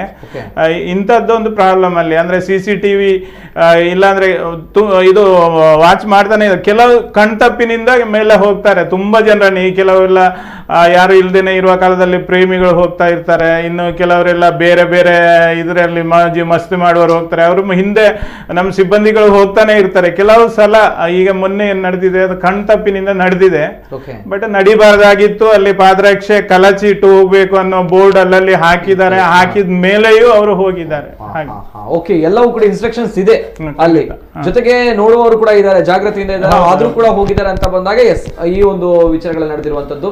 ಜೊತೆಗೆ ಒಂದ್ ಕಡೆ ಈ ಒಂದು ವಿವಾದ ಸೃಷ್ಟಿಯಾಗಿತ್ತು, ಆ ಒಂದು ವಿಚಾರದ ಬಗ್ಗೆ, ಜೊತೆಗೆ ಗೋಮಾಳದ ಅತಿಕ್ರಮಣದ ವಿಚಾರ ಬಗ್ಗೆ, ಜೊತೆಗೆ ಕ್ಷೇತ್ರದಲ್ಲಿ ಆಗ್ತಾ ಇರುವಂತಹ ಅಕ್ರಮ ಗಣಿಗಾರಿಕೆಯ ಬಗ್ಗೆ ಆಗ್ತಾ ಇರುವಂತಹ ಒಂದು ಪ್ರತಿಭಟನೆ ಭಾನುವಾರ ನಡಲಿಕ್ಕಿದೆ. ಜೊತೆಗೆ ಸರ್ 3 ವಿಚಾರಗಳನ್ನ ಮುಂದೆ ಇಟ್ಟಿದ್ದೀರಾ. ಎಸ್ ಸರ್, ಏನ್ ಹೇಳ್ತೀರಾ ರಾಧಾಕೃಷ್ಣ? ಪ್ರಕೃತಿ ಅಂದ್ರೆ ತಾಯಿ. ನಮ್ಮ ತಾಯಿ ನಮಗೆ ಜನ್ಮ ಕೊಟ್ಟಿದ್ದಾಳೆ, ನಮ್ಮ ಬದುಕಿಗೆ ಕಾರಣ ಆಗಿದ್ದಾಳೆ. ನಮ್ಮೆಲ್ಲ ಸಾಧನೆಗಳ ಹಿಂದೆ ತಾಯಿಯ ಶ್ರಮ, ತಾಯಿಯಿಂದಾಗಿ ನಮಗೆ ಬದುಕು. ನಾವು ಪ್ರಕೃತಿಯನ್ನು ತಾಯಿ ಅಂತ ಕಂಡುಕೊಂಡವರು. ಇಲ್ಲಿ ಹುಟ್ಟಿದ್ದೇವೆ, ಇಲ್ಲೆಲ್ಲ ಬೆಳೆದಿದ್ದೇವೆ. ನಾವು ಕಷ್ಟ ಕಾಲ ಬಂದಾಗ ಹೇಗೆ ನಮ್ಮ ತಾಯಿಯಲ್ಲಿ ಅಮ್ಮ ಅಥವಾ ಹಣ ಕೊಡು, ಚಿನ್ನ ಕೊಡು, ಮತ್ತೊಂದು ಕೊಡು ಅಂತ ಚಿನ್ನ ಅನೇಕ ಬಾರಿ ತಾಯಿ ಮಗನಿಗೆ ಚಿನ್ನ ಕೊಡ್ತಾಳೆ, ಇದರಿಂದ ಏನಾದರೂ ಒತ್ತೆ ಇಟ್ಟು ವ್ಯವಹಾರ ಮಾಡು ಮಗ ಅಂತ. ಹಾಗೆ ಪ್ರಕೃತಿ ನಮಗೆ ಬದುಕಿಗಾಗಿ, ಸಾಧನೆಗಾಗಿ ಎಲ್ಲವನ್ನೂ ಕೊಟ್ಟಿದ್ದಾಳೆ. ಆದರೆ ಹೇಗೆ ನನ್ನ ತಾಯಿ ನನಗೆ ಎಲ್ಲವನ್ನೂ ಕೊಟ್ಟಿದ್ದಾಳೆ, ಆ ತಾಯಿಯನ್ನು ಬಲಾತ್ಕಾರಿಸಿ, ಬೆದರಿಸಿ, ಅವಳನ್ನು ದೋಚಿಕೊಂಡು ಹೋಗಿ, ಅವಳ ಚಿನ್ನವನ್ನು ಎಳ್ಕೊಂಡು ಹೋಗಿ, ಅಥವಾ ಅವಳ ಕತ್ತಿ ಹಿಸುಕಿ ಕೊಲೆ ಮಾಡಿ ಆ ಚಿನ್ನವನ್ನು ಎಳ್ಕೊಂಡು ಹೋದ್ರೆ ನಾನು ಅದು ಆ ಹಣ ಅಥವಾ ಸಂಪತ್ತು ನನಗೆ ಪ್ರಯೋಜನಕ್ಕೆ ಸಿಗ್ತದಾ? ಸಿಗಬಹುದಾ? ಅದು ನನಗೆ ಶಾಪ ಆಗುವುದಿಲ್ವಾ? ಹಾಗೆ ಪ್ರಕೃತಿ ಕೂಡ ನಮಗೆ ತಾಯಿಗೆ ಸಮಾನ.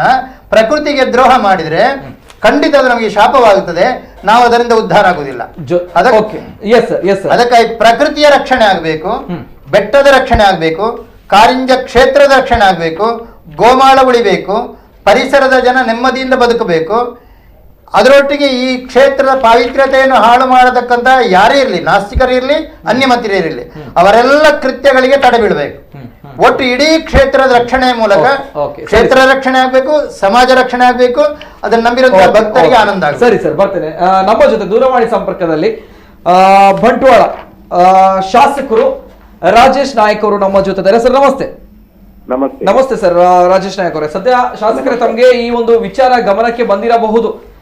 ಬಂಟ್ವಾಳದ ಕಾರಿಂಜ ಕ್ಷೇತ್ರ, ಇತಿಹಾಸ ಪ್ರಸಿದ್ಧವಾಗಿರುವಂತಹ ಕಾರಿಂಜ ಕ್ಷೇತ್ರದಲ್ಲಿ ಭಾನುವಾರ ರುದ್ರಗಿರಿಯ ರಣಕಹಳೆ ಇದೆ ಅನ್ನುವಂಥದ್ದು ಪ್ರತಿಭಟನೆ ಇದೆ. ಯಾಕಂತ ಕೇಳಿದ್ರೆ, ನಾವೆಲ್ಲರೂ ಕೂಡ ಅತ್ಯಂತ ಪೂಜ್ಯ ಭಾವನೆಯಿಂದ, ಶ್ರದ್ಧಾ ಭಕ್ತಿಯಿಂದ ನಂಬುವಂತಹ ಕೇಂದ್ರ ಕಾರಿಂಜ ಕ್ಷೇತ್ರ ಅಪಾಯದಲ್ಲಿದೆ ಅನ್ನುವಂತಹ ಪ್ರಶ್ನೆ ಶಾಸಕರ ಗಮನಕ್ಕೆ ಬಂದಿದೆ. ಬಹುಶಃ ಏನ್ ಹೇಳ್ತೀರಾ ಸರ್? ಖಂಡಿತವಾಗಿ ಬರಲೇಬೇಕಲ್ಲ, ಇಂಥ ವಿಷಯ ಎಸ್ ಸರ್, ಮಾತಾಡಿ. ಶಾಸಕನಾಗಿ ಇದ್ರ ಬಗ್ಗೆ ನಾನು ತಿಳ್ಕೊಂಡಿದ್ದೇನೆ ಮತ್ತು ಆ ಪ್ರಶ್ನೆ ಬಂದ ಬಗ್ಗೆ ನಾನು ತಿಳ್ಕೊಂಡಿದ್ದೇನೆ. ಮೊದಲಿಂದಲೂ ನಾನು ಆ ಬಗ್ಗೆ ಪ್ರಥಮವಾಗಿ ಅಲ್ಲಿ ಗೊಂದಲ ಆದಾಗ್ಲೂ ನಾನು ನಮ್ಮ ಆಗಿನ ಡಿಸ್ಟ್ರಿಕ್ಟ್ ಮಿನಿಸ್ಟರ್ ಅನ್ನು ಕರ್ಕೊಂಡು ಹೋಗಿದ್ದೆ. ಆ ಬಗ್ಗೆ ಕುಲಂಕಷ ತನಿಖೆ ಮಾಡಿ ಅದರಿಂದ NITಗೆ ಒಂದು ರಿಪೋರ್ಟ್ ಎಲ್ಲ ಮಾಡಿದ್ದೆವು. ಅದಂತೂ ಸರ್ಕಾರನು ಅದನ್ನು ಡಿಪಾರ್ಟ್ಮೆಂಟ್ ಅದನ್ನು ನಿಲ್ಲಿಸಿದೆ ಅಂತ ಸೂಚನೆ ಕೂಡ ನನಗೆ ಕೊಟ್ಟಿದ್ರು. ಮತ್ತು ಖಂಡಿತವಾಗ್ಲೂ ಒಂದು ಕ್ಷೇತ್ರಕ್ಕೆ ಧಕ್ಕೆ ಬರುವಂತಹ ಸಂದರ್ಭ ಬಂದಾಗ ನಾವು ಖಂಡಿತವಾಗ್ಲೂ ಅದನ್ನು ವಿರೋಧಿಸ್ತೇವೆ. ಅದಕ್ಕೆ ಯಾವುದೇ ಸಂಶಯ ಇಲ್ಲ. ಓಕೆ ಯಾವ್ದು ನಾವು ಪವಿತ್ರತೆಗೆ ಧಕ್ಕೆ ಬರ್ಲಿಕ್ಕೆ ನಾವಂತೂ ಖಂಡಿತ ಬಿಡುದಿಲ್ಲ. ಓಕೆ ರಾಜೇಶ್ ನಾಯ್ಕ ಅವರೇ, ಯಾವ್ದನ್ನು ಕಾನೂನಿನ ಚೌಕಟ್ಟಿನೊಳಗೆ ಒಬ್ಬ ಶಾಸಕನಾಗಿ ನಾನು ಕಾನೂನಿನ ಚೌಕಟ್ಟಿನಲ್ಲಿ ಅದನ್ನು ನೋಡ್ತಾ ಇದ್ದೇನೆ. ಓಕೆ ಸರ್, ರಾಜೇಶ್ ನಾಯ್ಕ ಅವರೇ, ಕಾರಿಂಜ ಕ್ಷೇತ್ರ ಬಹುಶಃ ತಮಗೂ ಕೂಡ ಒಂದು ಏನು ಕಿರೀಟದಂತೆ, ಯಾಕಂದ್ರೆ ಕಾರಿಂಜ ಕ್ಷೇತ್ರ ದೇಶ ವಿದೇಶಗಳಲ್ಲಿ ತುಂಬಾನೇ ಪ್ರಸಿದ್ಧಿಯನ್ನ ಪಡೆದುಕೊಂಡಿರುವಂತದ್ದು, ನಾಟ್ ಓನ್ಲಿ ನಮ್ಮ ವಿಚಾರ. ಸೊ ಹಾಗಾಗಿ ಆ ಕ್ಷೇತ್ರದ ಭಾಗದ ಶಾಸಕರು ಅಂತ ಬಂದಾಗ ತಮಗೂ ಕೂಡ ಒಂದು ಹೆಮ್ಮೆಯ ವಿಚಾರ. ಆದ್ರೆ ಇಲ್ಲಿ ವಿಚಾರ ಏನು ಅಂತ ಹೇಳಿದ್ರೆ, ಇದು ಗಣಿಗಾರಿಕೆ ಅಥವಾ ಈ ಒಂದು ವಿಚಾರಗಳು ಕೇವಲ ಖಾಸಗಿ ವಿಚಾರವಾಗಿ ನಡೀತಾ ಇಲ್ಲ, ಬದಲಾಗಿ ಸಾರ್ವಜನಿಕವಾಗಿ, ಅಂದ್ರೆ ಸಹಸ್ರಾರು ಹಿಂದೂಗಳ ಆಸ್ತಿಕರ ನಂಬಿಕೆಗೆ ಭಾವನೆಗೆ ಧಕ್ಕೆ ತರುವಂತಹ ವಿಚಾರ ಸರ್. ಯಾಕಂದ್ರೆ ಕಾರಿಂಜ ಕ್ಷೇತ್ರ ಅಪಾಯದಲ್ಲಿದೆ ಅಂತ ಬಂದಾಗ ನಾವುಗಳು ಏನ್ ಮಾಡ್ತಾ ಇದ್ದೇವೆ ಅನ್ನುವಂತ ಪ್ರಶ್ನೆ ಬರುತ್ತೆ ಸರ್. ಏನ್ ಹೇಳ್ತಾರೆ? ಅದನ್ನೇ ನಾನು ಹೇಳಿದ್ದು. ಅದು ಬಂದಾಗಲೇ ಅವತ್ತಿಂದ ಡೇ 1 ಇಂದ ನಾನು ಅದಕ್ಕೆ ಬೇಕಾದಂತ ವ್ಯವಸ್ಥೆ ಆಗ್ಲೇ ಅದನ್ನ ಡಿಸ್ಟ್ರಿಕ್ಟ್ ಮಿನಿಸ್ಟರ್ ಅನ್ನು ಅಲ್ಲಿಗೆ ಕರ್ಕೊಂಡು ಹೋಗಿ ಮೇಲೆ ತನಕ ಹೋಗಿ ಅದಕ್ಕೆ ಯಾವ್ದಾವ್ದು ಧಕ್ಕೆ ಬಂದ್ರೆ ಇಮಿಡಿಯೇಟ್ ಆಗಿ ನಿಲ್ಲಿಸಬೇಕು ಅಂತ ಹೇಳಿದ್ರು. ಡಿಪಾರ್ಟ್ಮೆಂಟ್ ಕೂಡ ಮೊನ್ನೆ ನಾನು ಮಾತಾಡುವಾಗ ಅವರು ಹೇಳಿದ್ರು ಆ ಬಗ್ಗೆ ಅದನ್ನ ನಿಲ್ಲಿಸಲಿಕ್ಕೆ, ಗಣಿಗಾರಿಕೆಯನ್ನು ಪೂರ್ತಿ ನಿಲ್ಲಿಸಲಿಕ್ಕೆ ಸೂಚಿಸಲಾಗಿದೆ ಅಂತ ನನಗೆ ಇನ್ಫಾರ್ಮೇಶನ್ ಕೊಟ್ಟಿದ್ದಾರೆ. ಹಾಗೆ ಆಗಿರಬಹುದು. ಓಕೆ, ಆದ್ರೆ ಇನ್ನೂ ಕೂಡ ನಡೀತಾ ಇದೆ ಗಣಿಗಾರಿಕೆ ಅನ್ನೋದು. ಕಳೆದ ಬಾರಿ ಕೂಡ ತಾವು ದೇವಾಲಯದ ಆವರಣ ಗೋಡೆ ಕುಸಿದಾಗ ತಾವು ಹೋಗಿದ್ದೀರಾ? ನನಗೆ ಬಂದ ಇನ್ಫಾರ್ಮೇಶನ್ ಮತ್ತು ಲೆಟರ್, ಈಗ ಯಾಕಂದ್ರೆ ಇದಿರೋದ್ರಿಂದ ನಾವು ಹೆಚ್ಚಾಗಿ ನಾವು ಅಧಿಕಾರಿಗಳ ಹತ್ರ ಇದು ಮಾಡಿದ್ರೆ, ಮೊನ್ನೆ ಬಂದಾಗಲೂ ನನಗೆ ಅಧಿಕಾರಿಗಳು ಸಿಕ್ಕಿದಾಗಲೂ DC ಅವರಾಗ್ಲಿ ತಹಶೀಲ್ದಾರ್ ನಾವು ಗಣಿಗಾರಿಕೆಯನ್ನು ನಿಲ್ಲಿಸಿದ್ದೇವೆ ಎಂಬ ಸೂಚನೆ ನನಗೆ ಕೊಟ್ಟಿದ್ದಾರೆ. ಆದ್ರೂ ಖಂಡಿತವಾಗ್ಲೂ ನಿಲ್ಲಿಸಲೇಬೇಕು. ಯಾಕಂದ್ರೆ ಯಾವುದೇ ಒಂದು ಪುಣ್ಯಕ್ಷೇತ್ರಕ್ಕೆ ಇಂಥ ಕ್ಷೇತ್ರಗಳಿಗೆ ಅಪಾಯ ಇದೆ ಅಂತ ಹೇಳುವಾಗ ಅದರಲ್ಲಿ ಸೆಕೆಂಡ್ ಥಾಟೇ ಇಲ್ಲ. ಅದರಲ್ಲಿ ಯಾವುದೇ ಅದಕ್ಕೆ ಆಲೋಚನೆ ಮಾಡ್ಲಿಕ್ಕೇನಿಲ್ಲ. ಇಂಥ ಕ್ಷೇತ್ರಗಳನ್ನ ನಾವು ಒಂದು ಗಣಿಗಾರಿಕೆಗೋಸ್ಕರ ನಾವು ತೊಂದರೆ ಆಗ್ತದೆ ಅಂತ ಹೇಳಿದ್ರೆ ಅದರಲ್ಲಿ ಪ್ರಶ್ನೆನೇ ಇಲ್ಲ ಅಂತ ಅದನ್ನ ಮಾಡ್ಲಿಕ್ಕೆ ಯಾವುದೇ ಪ್ರಶ್ನೆ ಇಲ್ಲ. ಎಸ್ ಸರ್, ಒಂದು ನಮ್ಮ ಕುಳ್ಳವಾಯಿನ ಕಳಕಳಿ ಕೂಡ ಹೌದು, ಗೌರವ ಇದೆ ತಮ್ಮ ಕಾರ್ಯವೈಖರಿ ಬಗ್ಗೆ. ಈ ಒಂದು ವಿಚಾರವಾಗಿ ಪ್ರಾಮಾಣಿಕವಾಗಿರುವಂತ ಕೆಲಸ ಆಗ್ಬೇಕು ಸರ್. ಜೊತೆಗೆ ನಾವು ಈ ಕಾರಿಂಜ ಕ್ಷೇತ್ರ ಉಳಿಬೇಕು ಸರ್, ಅಪಾಯದ ಅಂಚಿನಲ್ಲಿ ಅನ್ನುವಂಥದ್ದು ಉಳಿಬೇಕು. ಅದನ್ನು ನಾವು ಒಂದು ಕಾನೂನಾತ್ಮಕವಾಗಿ, ನಾನೊಬ್ಬ ಶಾಸಕನಾದ್ರಿಂದ ಅದನ್ನು ಕಾನೂನಾತ್ಮಕವಾಗಿ ಖಂಡಿತವಾದನ್ನು ಉಳಿಸಲಿಕ್ಕೆ ನಾನು ಪ್ರಯತ್ನ ಪಡ್ತಾ ಇದ್ದೇನೆ. ನಮ್ ಕ್ಷೇತ್ರ ನಮ್ಗೆ ಯಾವಾಗ್ಲೂ ನಮಗೂ ದೊಡ್ಡದೆ. ನಮ್ಗೆ ಕ್ಷೇತ್ರ ಮಾತಾಡ್ಲಿಕ್ಕಿಲ್ಲ, ಅದು ಪುಣ್ಯಕ್ಷೇತ್ರ ಅದು. ಓಕೆ, ಹಾಗಾದ್ರೆ ಈ ಒಂದು ಏನು ಕಷ್ಟ ಅಥವಾ ಈ ಒಂದು ಸಮಸ್ಯೆಗಳಿದೆ ಇದು ಪರಿಹಾರ ಆಗಬಹುದು ಅನ್ನುವಂಥದ್ದು ನಿರೀಕ್ಷೆ ಖಂಡಿತವಾಗ್ಲೂ ಪರಿಹಾರ ಆಗ್ತದೆ, ಇದಕ್ಕೆ ಡೌಟೇ ಬೇಡ. ಇದು 100ಕ್ಕೆ 100 ಅದಕ್ಕೆ ತೊಂದರೆ ಆಗದಾಗೆ ನಾವು ನೋಡ್ತೇವೆ. ಅದರ ಬಗ್ಗೆ ಎಲ್ಲ ಎನ್ಕ್ವೈರೀಸ್ ಎಲ್ಲ ಆಗಿದೆ. ಕ್ವಾರಿ ಬಗ್ಗೆನು ನಿಲ್ಲಿಸುವ ಬಗ್ಗೆನು ಎಲ್ಲ ವ್ಯವಸ್ಥೆಗಳು ಆಗಿದೆ. ಕ್ವಾರಿಂಗ್ ಆಲ್ಮೋಸ್ಟ್ ನಿಂತಿದೆ. Okay sir, yes sir, thank you ಧನ್ಯವಾದಗಳು ರಾಜೇಶ್ ನಾಯ್ಕ ಅವರು, ಶಾಸಕರು. ಎಸ್, ಭರವಸೆಯನ್ನ ಕೊಟ್ಟಿದ್ದೀರಾ ಸರ್. ಎಸ್, ಭರವಸೆನ ಉಳಿಸಿಕೊಳ್ಳಿ ಅಂತ ನಮ್ಮ ಕಳಕಳಿಯ ವಿನಂತಿ. ಎಸ್, ಯಾಕಂದ್ರೆ ಬರ್ತೇನೆ. ಇನ್ನೊಂದು ಕರೆ ಇದೆ. ಹಲೋ ಸರ್, ನಮಸ್ತೆ ಸರ್. ನಮಸ್ತೆ, ಧ್ವನಿ ಕೇಳ್ತಾ ಇದೆಯಾ ಸರ್? ಹಲೋ, ನಮಸ್ತೆ ಸರ್. ತಮ್ಮ ಹೆಸರುಗಳಿಂದ ಕರೆ ಮಾಡ್ತಾ ಇದ್ದೀರಾ? ನಾನು ಗೌರಿ ಶಂಕರ್ ಅಂತ ಹೇಳಿ, ಕಾರಿಂಜಿ ಅವರು. ನಮಸ್ತೆ ಸರ್, ಮಾತಾಡಿ ಸರ್. ನಮಸ್ತೆ. ಏನಿಲ್ಲ, ತುಂಬಾ ಖುಷಿ ಆಯ್ತು ಇಂಥ ಕಾರ್ಯಕ್ರಮ ಲೈವ್ ಮಾಡ್ತಾ ಇದ್ದೀರಿ ಅಂತ ಹೇಳಿ. ಏನಿಲ್ಲ, ಅಧಿಕಾರಿಗಳ ಬಗ್ಗೆ ಸ್ವಲ್ಪ ಮಾತಾಡ್ಲಿಕ್ಕಿತ್ತು. ಮಾತಾಡಿ ಸರ್, ಮಾತಾಡಿ, ಹೇಳಿ. ಕೋರೆಯ ಪರವಾಗಿ ಮತ್ತೆ ವಿರುದ್ಧವಾಗಿ ನಮ್ಮ ಕಾರಿಂಜೆಯ ಜನತೆಗಳಿದ್ದಾರೆ ಅಂತ ಹೇಳಿ ಹೇಳಲಿಕ್ಕೆ ಬಾರಿ ಬೇಸರ ಆಗ್ತಿದೆ. ಕೋರೆಯ ಪರವಾಗಿರುವವರ ಬಗ್ಗೆ ಹೇಳಲಿಕ್ಕೆ ಬಾರಿ ಬೇಸರ ಆಗ್ತಿದೆ. ಅಧಿಕಾರಿಗಳು ರಿಪೋರ್ಟ್ ಮಾಡ್ಲಿಕ್ಕೆ ಬರುವಾಗ ಅವರ ಹೇಗೆ ಹೇಳ್ತಾರೆ ಅಂತ ಹೇಳಿದ್ರೆ, ನಾವು ಈ ಕೋರೆ ಶುರುವಾಗುವುದಕ್ಕೆ ಮುಂಚೆನೆ ನಾವು ಒಂದು 30 ವರ್ಷಕ್ಕೆ ಮುಂಚೆನೆ ನಾವು ಕೈಯಲ್ಲಿ ಒಡೆದು ಕಲ್ಲೆಲ್ಲ ತೆಗಿತಿದ್ವಿ. ಆಮೇಲೆ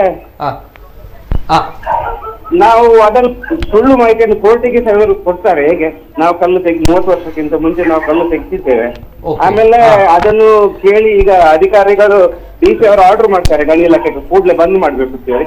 ಆಗ ಗಣಿ ಇಲಾಖೆಯವರು 7,46,00,000 ಫೈನ್ ಹಾಕಿ ನಿಲ್ಲಿಸ್ತಾರೆ. ಫೈನ್ ಕಟ್ಲಿಕ್ಕೆ ಆಗುವಾಗ ಕೋರ್ಟಿಗೆ ಹೋಗಿ ರೇಸ್ ಮಾಡ್ತಾರೆ ಅಂತ ಹೇಳಿದ್ರೆ ನಮಗೆ ಈ ನೋಟಿಸೇ ಬರ್ಲಿಲ್ಲ ಅಂತ ಹೇಳಿ ಹೇಳ್ತಾರೆ. ಕೋರ್ಟಿಗೆ ಸುಳ್ಳು ಮಾಹಿತಿ ಕೊಡ್ತಾರೆ. ನಾವು ಅಧಿಕಾರಿಗಳು ನಮಗೆ ನೋಟಿಸೇ ಕಳಿಸಲಿಲ್ಲ ಅಂತ ಹೇಳಿ ಸುಳ್ಳು ಹೇಳಿ ಮಾಹಿತಿ ಕೊಡ್ತಾರೆ. ಅದರಡಿಯಲ್ಲಿ ಇವರು ಕೋರ್ಟಿಗೆ ಅಧಿಕಾರಿಗಳಿಗೆ ಹೇಳ್ತಾರೆ ಅಂತ ಹೇಳಿದ್ರೆ, ನಾವು ಸರ್ವೆ ಮಾಡಿದ್ದು ನಮಗೆ ರಿಪೋರ್ಟೇ ಬರ್ಲಿಲ್ಲ ಅಂತ. ಸರ್ವೆ ಮಾಡಿದ್ದಾರೆ ಅಧಿಕಾರಿಗಳೆಲ್ಲ, ಸರ್ವೆ ಮಾಡಿದ್ದಾರೆ. ಒಂದು ಕಡೆಯಿಂದ 7 ಕೋಟಿ ಫೈನ್ ಕಟ್ಲಿಕ್ಕೆ ಇವರೇ ನೋಟಿಸ್ ಕೊಟ್ಟಿರ್ತಾರೆ, ಗಣಿ ಇಲಾಖೆಗೆ ನೋಟಿಸ್ ಕೊಟ್ಟಿರ್ತಾರೆ. ಇವರೇ ಸುಳ್ಳು ಮಾಹಿತಿ ಕೊಡ್ತಾರೆ, ರಿಪೋರ್ಟ್ ಕೊಡ್ಲಿಲ್ಲ. ಕೊಡ್ಲಿಕ್ಕೆ ಇವರಿಗೆ ಸರ್ವೆ ಆಗದೆ ಇವರು 7 ಕೋಟಿ ಹೇಗೆ ಫೈನ್ ಕಟ್ಲಿಕ್ಕೆ ಇವರು ಆದೇಶ ಮಾಡ್ತಾರೆ. ಅವರು ಟ್ರಾನ್ಸ್ಫರ್ ಆಗುವುದಕ್ಕೆ ಮುಂಚೆ 1 ವಾರಕ್ಕೆ ಮುಂಚೆ ಇವರು ಫೈನ್ ಕಟ್ಲಿಕ್ಕೆ ನೋಟಿಸ್ ಕಳಿಸ್ತಾರೆ 7,46,00,000. ಆಮೇಲೆ ಇವರು ಇನ್ನೊಬ್ಬರಿಗೆ ಆದೇಶ ಮಾಡಿ ಇವರು ಟ್ರಾನ್ಸ್ಫರ್ ಆಗ್ತಾರೆ. ಸರ್ ದಯಮಾಡಿ ಸ್ವಲ್ಪ ಇಂಟರಪ್ಟ್ ಮಾಡ್ತಾ ಇದ್ದೇನೆ, ಕ್ಷಮಿಸಬೇಕು ಸರ್. ಸಮಯದ ಅಭಾವ ತುಂಬಾನೇ ಇದೆ, ಸೊ ಅದಕ್ಕೋಸ್ಕರ ಕ್ಷಮಿಸಬೇಕು. ಜೊತೆಗೆ ತಾವು ಕರೆ ಮಾಡಿ ಕಳಕಳಿಯಿಂದ ಅಲ್ಲಿ ಆಗ್ತಾ ಇರುವಂತಹ ಅನ್ಯಾಯಗಳ ಬಗ್ಗೆ ತಿಳಿಸಿದ್ದೀರಾ ಸರ್. ಈ ಒಂದು ವಿಚಾರಗಳು ಜನತೆಯಲ್ಲಿ ಬರಬೇಕು, ಆವಾಗ ಮಾತ್ರ ಈ ಬದಲಾವಣೆ ಆಗ್ಲಿಕ್ಕೆ ಸಾಧ್ಯ. ಜೊತೆಗೆ ಇಲ್ಲಿ ಆಗ್ತಾ ಇರುವಂತಹ ಅವ್ಯವಹಾರಗಳು, ಜೊತೆಗೆ ಅನಾಚಾರಗಳು, ಜೊತೆಗೆ ಇಂತಹ ಕೃತ್ಯಗಳು ಜನರ ಮುಂದೆ ಇದೆ, ಜನರಿಗೆ ಅರ್ಥ ಆಗಿದೆ. ಮುಂದಿನ ದಿನದಲ್ಲಿ ತಕ್ಕ ಪಾಠ ಸಿಗುತ್ತೆ ಅಂತ ನಮ್ಮ ವಿಚಾರ. ಧನ್ಯವಾದಗಳು ಸರ್, ಧನ್ಯವಾದ ಸರ್. Yes sir. ಜೊತೆಗೆ ಕೊನೆಯದಾಗಿ ಸರ್, ಎಲ್ಲ ವಿಚಾರಗಳ ಬಗ್ಗೆ ನಾವು ಮಾತನಾಡಿದಾಗ ಕೊನೆಯದಾಗಿ ನಾನು ಚಂದ್ರಕಾಂತ್ ಶೆಟ್ಟಿ ಅವರು, ರಾಧಾಕೃಷ್ಣ ಅಡ್ಡಿ ಅವರು ನಾವು ಭಾನುವಾರ ನಡೀತಾ ಇರುವಂತಹ ಕಾರ್ಯಕ್ರಮ, ಯಾವ ರೀತಿ ಕಾರ್ಯಕ್ರಮ ನಡೀಲಿಕ್ಕಿದೆ ಅಂಡ್ ತಮ್ಮ ಪ್ರಮುಖವಾಗಿರುವಂತಹ ಉದ್ದೇಶಗಳು? ಎಸ್ ಭಾನುವಾರ ಸುಮಾರು 12:30ಯಿಂದ 1:15 ಮಧ್ಯೆ ರಕ್ತೇಶ್ವರಿ ದೇವಸ್ಥಾನ ಬಿಸಿ ರೋಡ್ ಅಲ್ಲಿ ಒಂದು ಪೂಜೆ ಮಾಡಿ ಪ್ರಾರ್ಥನೆ ಮಾಡಿ, ನಾವು ಸಾಮಾನ್ಯ ಬಂಟ್ವಾಳ ತಾಲೂಕಿನ ಕಾರ್ಯಕ್ರಮ ಮಾಡಬೇಕಿದ್ರೆ ಅಲ್ಲೊಂದು ಪ್ರಾರ್ಥನೆ ಮಾಡಿ ಅಥವಾ ಪೂಜೆ ಮಾಡಿ ಹೊರಡುವಂಥದ್ದು. ಈ ಭಾಗದವರು ಹೊರಡ್ತೇವೆ. ವಗ್ಗಾದ ಜಂಕ್ಷನ್ ನಲ್ಲಿ ಕೇಂದ್ರ ಸ್ಥಾನದಲ್ಲಿ ಎಲ್ಲ ಸೇರ್ತಾರೆ. ಅಲ್ಲಿಂದ 2:30 ಗಂಟೆ ಸರಿಯಾಗಿ ಪಾದಯಾತ್ರೆ, ಶೋಭಾಯಾತ್ರೆ ನಡೆಯುತ್ತದೆ. ಸುಮಾರು 3:30 ಗಂಟೆ ಅಂದಾಜಿಗೆ, ಅಂದ್ರೆ 3 ಕಿಲೋಮೀಟರ್ನಷ್ಟು ನಡೀಲಿಕ್ಕಿದೆ. 3:30 ಗಂಟೆಗೆ ಸಭಾ ಕಾರ್ಯಕ್ರಮ ಅಂತ ನಿಶ್ಚಯ ಮಾಡಿದ್ದೇವೆ. ಸುಮಾರು 5:30-6 ಗಂಟೆ ಒಳಗೆ 5:30 ಗಂಟೆ ಒಳಗೆ ಮುಗಿಸುವಂತ ಯೋಚನೆ ಮಾಡಿದ್ದೇವೆ. ನಮ್ಮ ಕ್ಷೇತ್ರೀಯ ಸಂಘಟನಾ ಕಾರ್ಯದರ್ಶಿಗಳು ಸನ್ಮಾನ್ಯ ಜಗದೀಶ್ ಕಾರಂತ್ ಅವರು ದೀಕ್ಷೋತ್ಸಿ ಭಾಷಣ ಮಾಡಲಿಕ್ಕಿದ್ದಾರೆ. ಮಾನ್ಯ ಪದ್ಮನಾಭಯ್ಯರು ಅವರು ಅಧ್ಯಕ್ಷತೆ ವಹಿಸ್ತಾರೆ. 5:30 ಗಂಟೆ ಒಳಗೆ ಕಾರ್ಯಕ್ರಮ ಮುಗಿಯುತ್ತದೆ. ಇದು ನಮ್ದು ನಾಳಿನ ಕಾರ್ಯಕ್ರಮ. ಮುಂದಿನ ದಿನಗಳಲ್ಲಿ ಹಂತ ಹಂತವಾಗಿ ಏನ್ ಮಾಡ್ಬೇಕು ನಾವು, ನಮಗೆ ನ್ಯಾಯ ಸಿಗ, ಯಾಕಂತ ಹೇಳಿದ್ರೆ ನಿನ್ನೆಯವರೆಗೆ ನಿಲ್ಲಿಸಿದ್ರು 1-2 ದಿವಸ, ಇವತ್ತು ಮತ್ತೆ ಪ್ರಾರಂಭ ಆಗಿದೆ ಅಂತ ಆದ್ರೆ ಈಗ ಶಾಸಕರು ಕೂಡ ಅದರ ಬಗ್ಗೆ ಕಾಳಜಿ ವಹಿಸಿದ್ದಾರೆ. ಆದ್ರೆ ಶಾಸಕರು ಕಾಳಜಿ ವಹಿಸಿದ್ರು, ಅಧಿಕಾರಿಗಳು ಜನಪ್ರತಿನಿಧಿಗಳು ಕಾಳಜಿ ವಹಿಸಿದ್ರು, ಈ ಕೋರ್ಟ್ ಹೇಳಿದ್ರು, ಅದು ಯಾವುದನ್ನೂ ಕೇಳದೆ ರಾಜಾರೋಷವಾಗಿ ಇವರು ಮಾಡ್ತಾ ಇದ್ದಾರೆ ಅಂತಾದ್ರೆ ಇದು ನಾಡಿನ ಕಾರ್ಯಕ್ರಮದಲ್ಲಿ ನಿಲ್ತದೆ ಅನ್ನುವಂತ ಭಾರಿ ವಿಶ್ವಾಸ ನಮಗಿಲ್ಲ, ಭ್ರಮೆ ಇಲ್ಲ. ನಮಗೆ ಮುಂದಿನ ದಿನಗಳಲ್ಲಿ ಹಂತ ಹಂತವಾಗಿ ನಾವು ಇದನ್ನು ನಿಲ್ಲಿಸುವ ದೃಷ್ಟಿಯಿಂದ ಹೋರಾಟವನ್ನು ಅದೇ ಜನರಲ್ಲಿ ಜಾಗೃತಿಯನ್ನ ಮೂಡಿಸ್ಬೇಕು ಸರ್. ಜನರಲ್ಲಿ ಜಾಗೃತಿ ಮೂಡಿಲ್ಲ ಅಂತ ಬಂದಾಗ, ಸಮಾಜವನ್ನ ಬಡಿದೆಬ್ಬಿಸ್ಲಿಲ್ಲ ಅಂತ ಬಂದಾಗ ಯಾವ ಕೆಲಸವೂ ಕೂಡ ಆಗಲ್ಲ ಅನ್ನೋದು ನನ್ನ ವಿಚಾರ. ಹಾಗೆ ನಮಗೆ ಜನ ಬೆಂಬಲ ಬೇಕು, ಅದಕ್ಕೆ ಶಿವನ ಅನುಗ್ರಹ ಬೇಕು.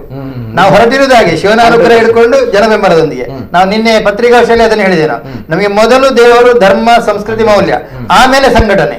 ನಾವು ಒಂದು ಸಂಘಟನೆ ಸೇರಿದ ಆಮೇಲೆ ಸಂಘಟನೆ, ಆಮೇಲೆ ರಾಜಕೀಯ. ನಮಗೆ ಪ್ರಥಮ ಆದ್ಯತೆ ನಮ್ಮ ಸಂಸ್ಕೃತಿ, ನಮ್ಮ ಧರ್ಮ, ಮೌಲ್ಯಗಳಿಗೆ. ಅದಕ್ಕೆ ತೊಂದರೆ ಬಂದಾಗ ಯಾವುದನ್ನು ಲೆಕ್ಕಿಸದೆ ನಾವು ಅದರ ವಿರುದ್ಧ ಹೋರಾಟ ಮಾಡ್ತೇವೆ ನಾವು. Thank you so much sir. ಧನ್ಯವಾದ ರಾಧಾಕೃಷ್ಣ ಅಡ್ಡಿ ಅವರು. ಕೊನೆಯದಾಗಿ ಸರ್, ನಮಗೆ ಈ ಒಂದು ಇದಕ್ಕೆ ಹೋರಾಟಕ್ಕೆ ಸ್ಫೂರ್ತಿ ಅಂತ ಹೇಳಿದ್ರೆ ಒಂದು NECFನ ರಾಷ್ಟ್ರೀಯ ಪ್ರಧಾನ ಕಾರ್ಯದರ್ಶಿ ಶಶಿಧರ್ ಶೆಟ್ಟಿ ಮಂಗಳೂರು, ಅದೇ ರೀತಿಯಾಗಿ ಸ್ವರ್ಣ ಸುಂದರ್ ರಾಷ್ಟ್ರೀಯ ಪರಿಸರ ಒಕ್ಕೂಟದ ಅಧ್ಯಕ್ಷರು. ಅದೇ ರೀತಿಯಾಗಿ ಇಲ್ಲಿ ಮತ್ತೊಂದು ನನಗೆ ಉಲ್ಲೇಖಿಸಬೇಕಾದಂತ ವಿಚಾರ ಅಂತ ಹೇಳಿದ್ರೆ, ಇವರು 2018ರಲ್ಲಿ ನಾನೊಂದು ರೀತಿಯಲ್ಲಿ ಊರಿನಲ್ಲಿ ಯಾರ್ದು ನಿಮಗೆ ತೊಂದರೆ ಉಂಟು ಸೈನ್ ಹಾಕಿ ಹೋಗುವಾಗ ಈ ಕೋರೆಯ ಮಾಲೀಕರಾದಂಥ ಪದ್ಮೇಶ್ವರ್ ಜೈನ್ ಏನ್ ಮಾಡ್ತಾರೆ ಅಂತ ಹೇಳಿದ್ರೆ, ಅವರ ಇನೋವಾ ಕಾರನ್ನ ತಂದು ನನ್ನ ಬೈಕಿಗೆ ನಿಲ್ಲಿಸಿ ಜೀವ ಬೆದರಿಕೆಯನ್ನ ಹಾಕ್ತಾರೆ. ಅದೇ ರೀತಿಯಾಗಿ ನಂತರ ನಮ್ಮ ಪುಂಜಲಗಟ್ಟೆ ಠಾಣೆಗೆ ನಾನು ಕಂಪ್ಲೇಂಟ್ ಅನ್ನು ಕೊಡ್ತೇನೆ. ಆದ್ರೆ ಅವರು ಪುಂಜಲಗಟ್ಟೆಯಲ್ಲಿ ಅವರು ಒಂದು ಕಂಪ್ಲೇಂಟ್ ಕೊಡ್ತಾರೆ, ನನ್ನ ಇನೋವಾ ಕಾರಿಗೆ ಅವ್ರ ಬೈಕ್ ಅಡ್ಡ ಇಟ್ರು ಅಂತ ಹೇಳಿ. ಇಂತಹ ಹಾಸ್ಯಾಸ್ಪದ, ಇಂತಹ ಗೃಹ ಇಲಾಖೆ ಇದನ್ನ ಕೇಳಿ ಕೂತ್ಕೊಂಡಿದೆ ಅಂತ ಹೇಳಿದ್ರೆ ಇನ್ನು ಎಲ್ಲಿ ನ್ಯಾಯ ಸಿಗ್ತದೆ? ನಾವು ಆ ಜೀವದ ಆಸೆ ಬಿಟ್ಟು ಹೋರಾಟ ಮಾಡ್ತಾ ಇದ್ದೇವೆ.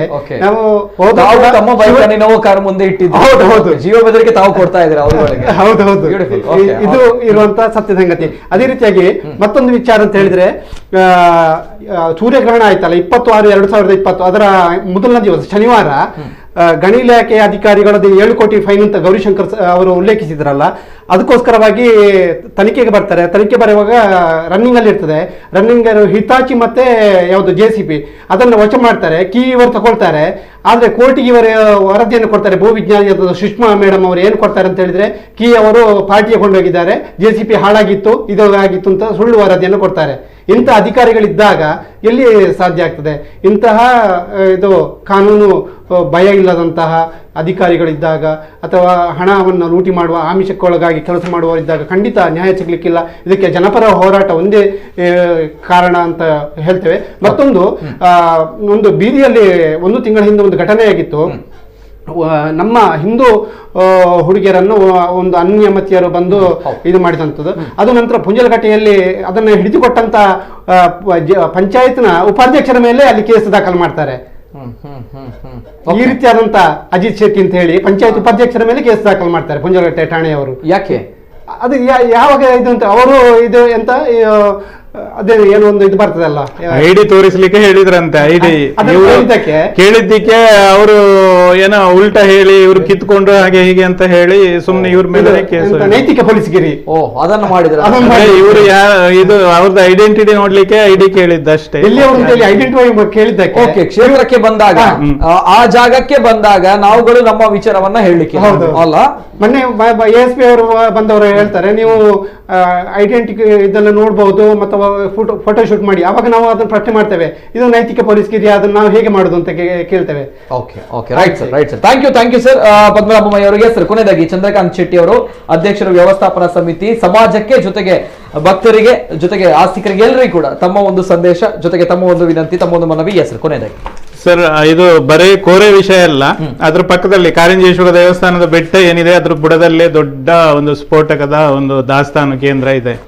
ಅಂದ್ರೆ ಅದೇನಾದ್ರೂ ಅವಘಡ ಅಂತ ಆದ್ರೆ ಖಂಡಿತ ಒಂದು 4-5 ಕಿಲೋಮೀಟರ್ ಮನೆ ಇದೆಲ್ಲ ಸ್ಫೋಟಕ್ಕೆ ಇದು ನಿರ್ನಾಮ ಆಗೋದು ಖಂಡಿತ ಗ್ಯಾರಂಟಿ. ಇಂಥದ್ದೊಂದು ದೊಡ್ಡ ಇದಕ್ಕೆ ಯಾರು ಅವಕಾಶ ಕೊಟ್ಟಿದ್ದಾರೆ, ಯಾರು ಪರ್ಮಿಷನ್ ಕೊಟ್ಟರು, ಇದೆಲ್ಲ ಯಾವುದೂ ಗೊತ್ತಿಲ್ಲ. ಬರೀ ಕೋರೆ ಬಗ್ಗೆ ಅಲ್ಲ, ಅದ್ರ ಬಗ್ಗೆನೂ ನಮ್ದು ಹೋರಾಟ ನಡೆಯುತ್ತದೆ.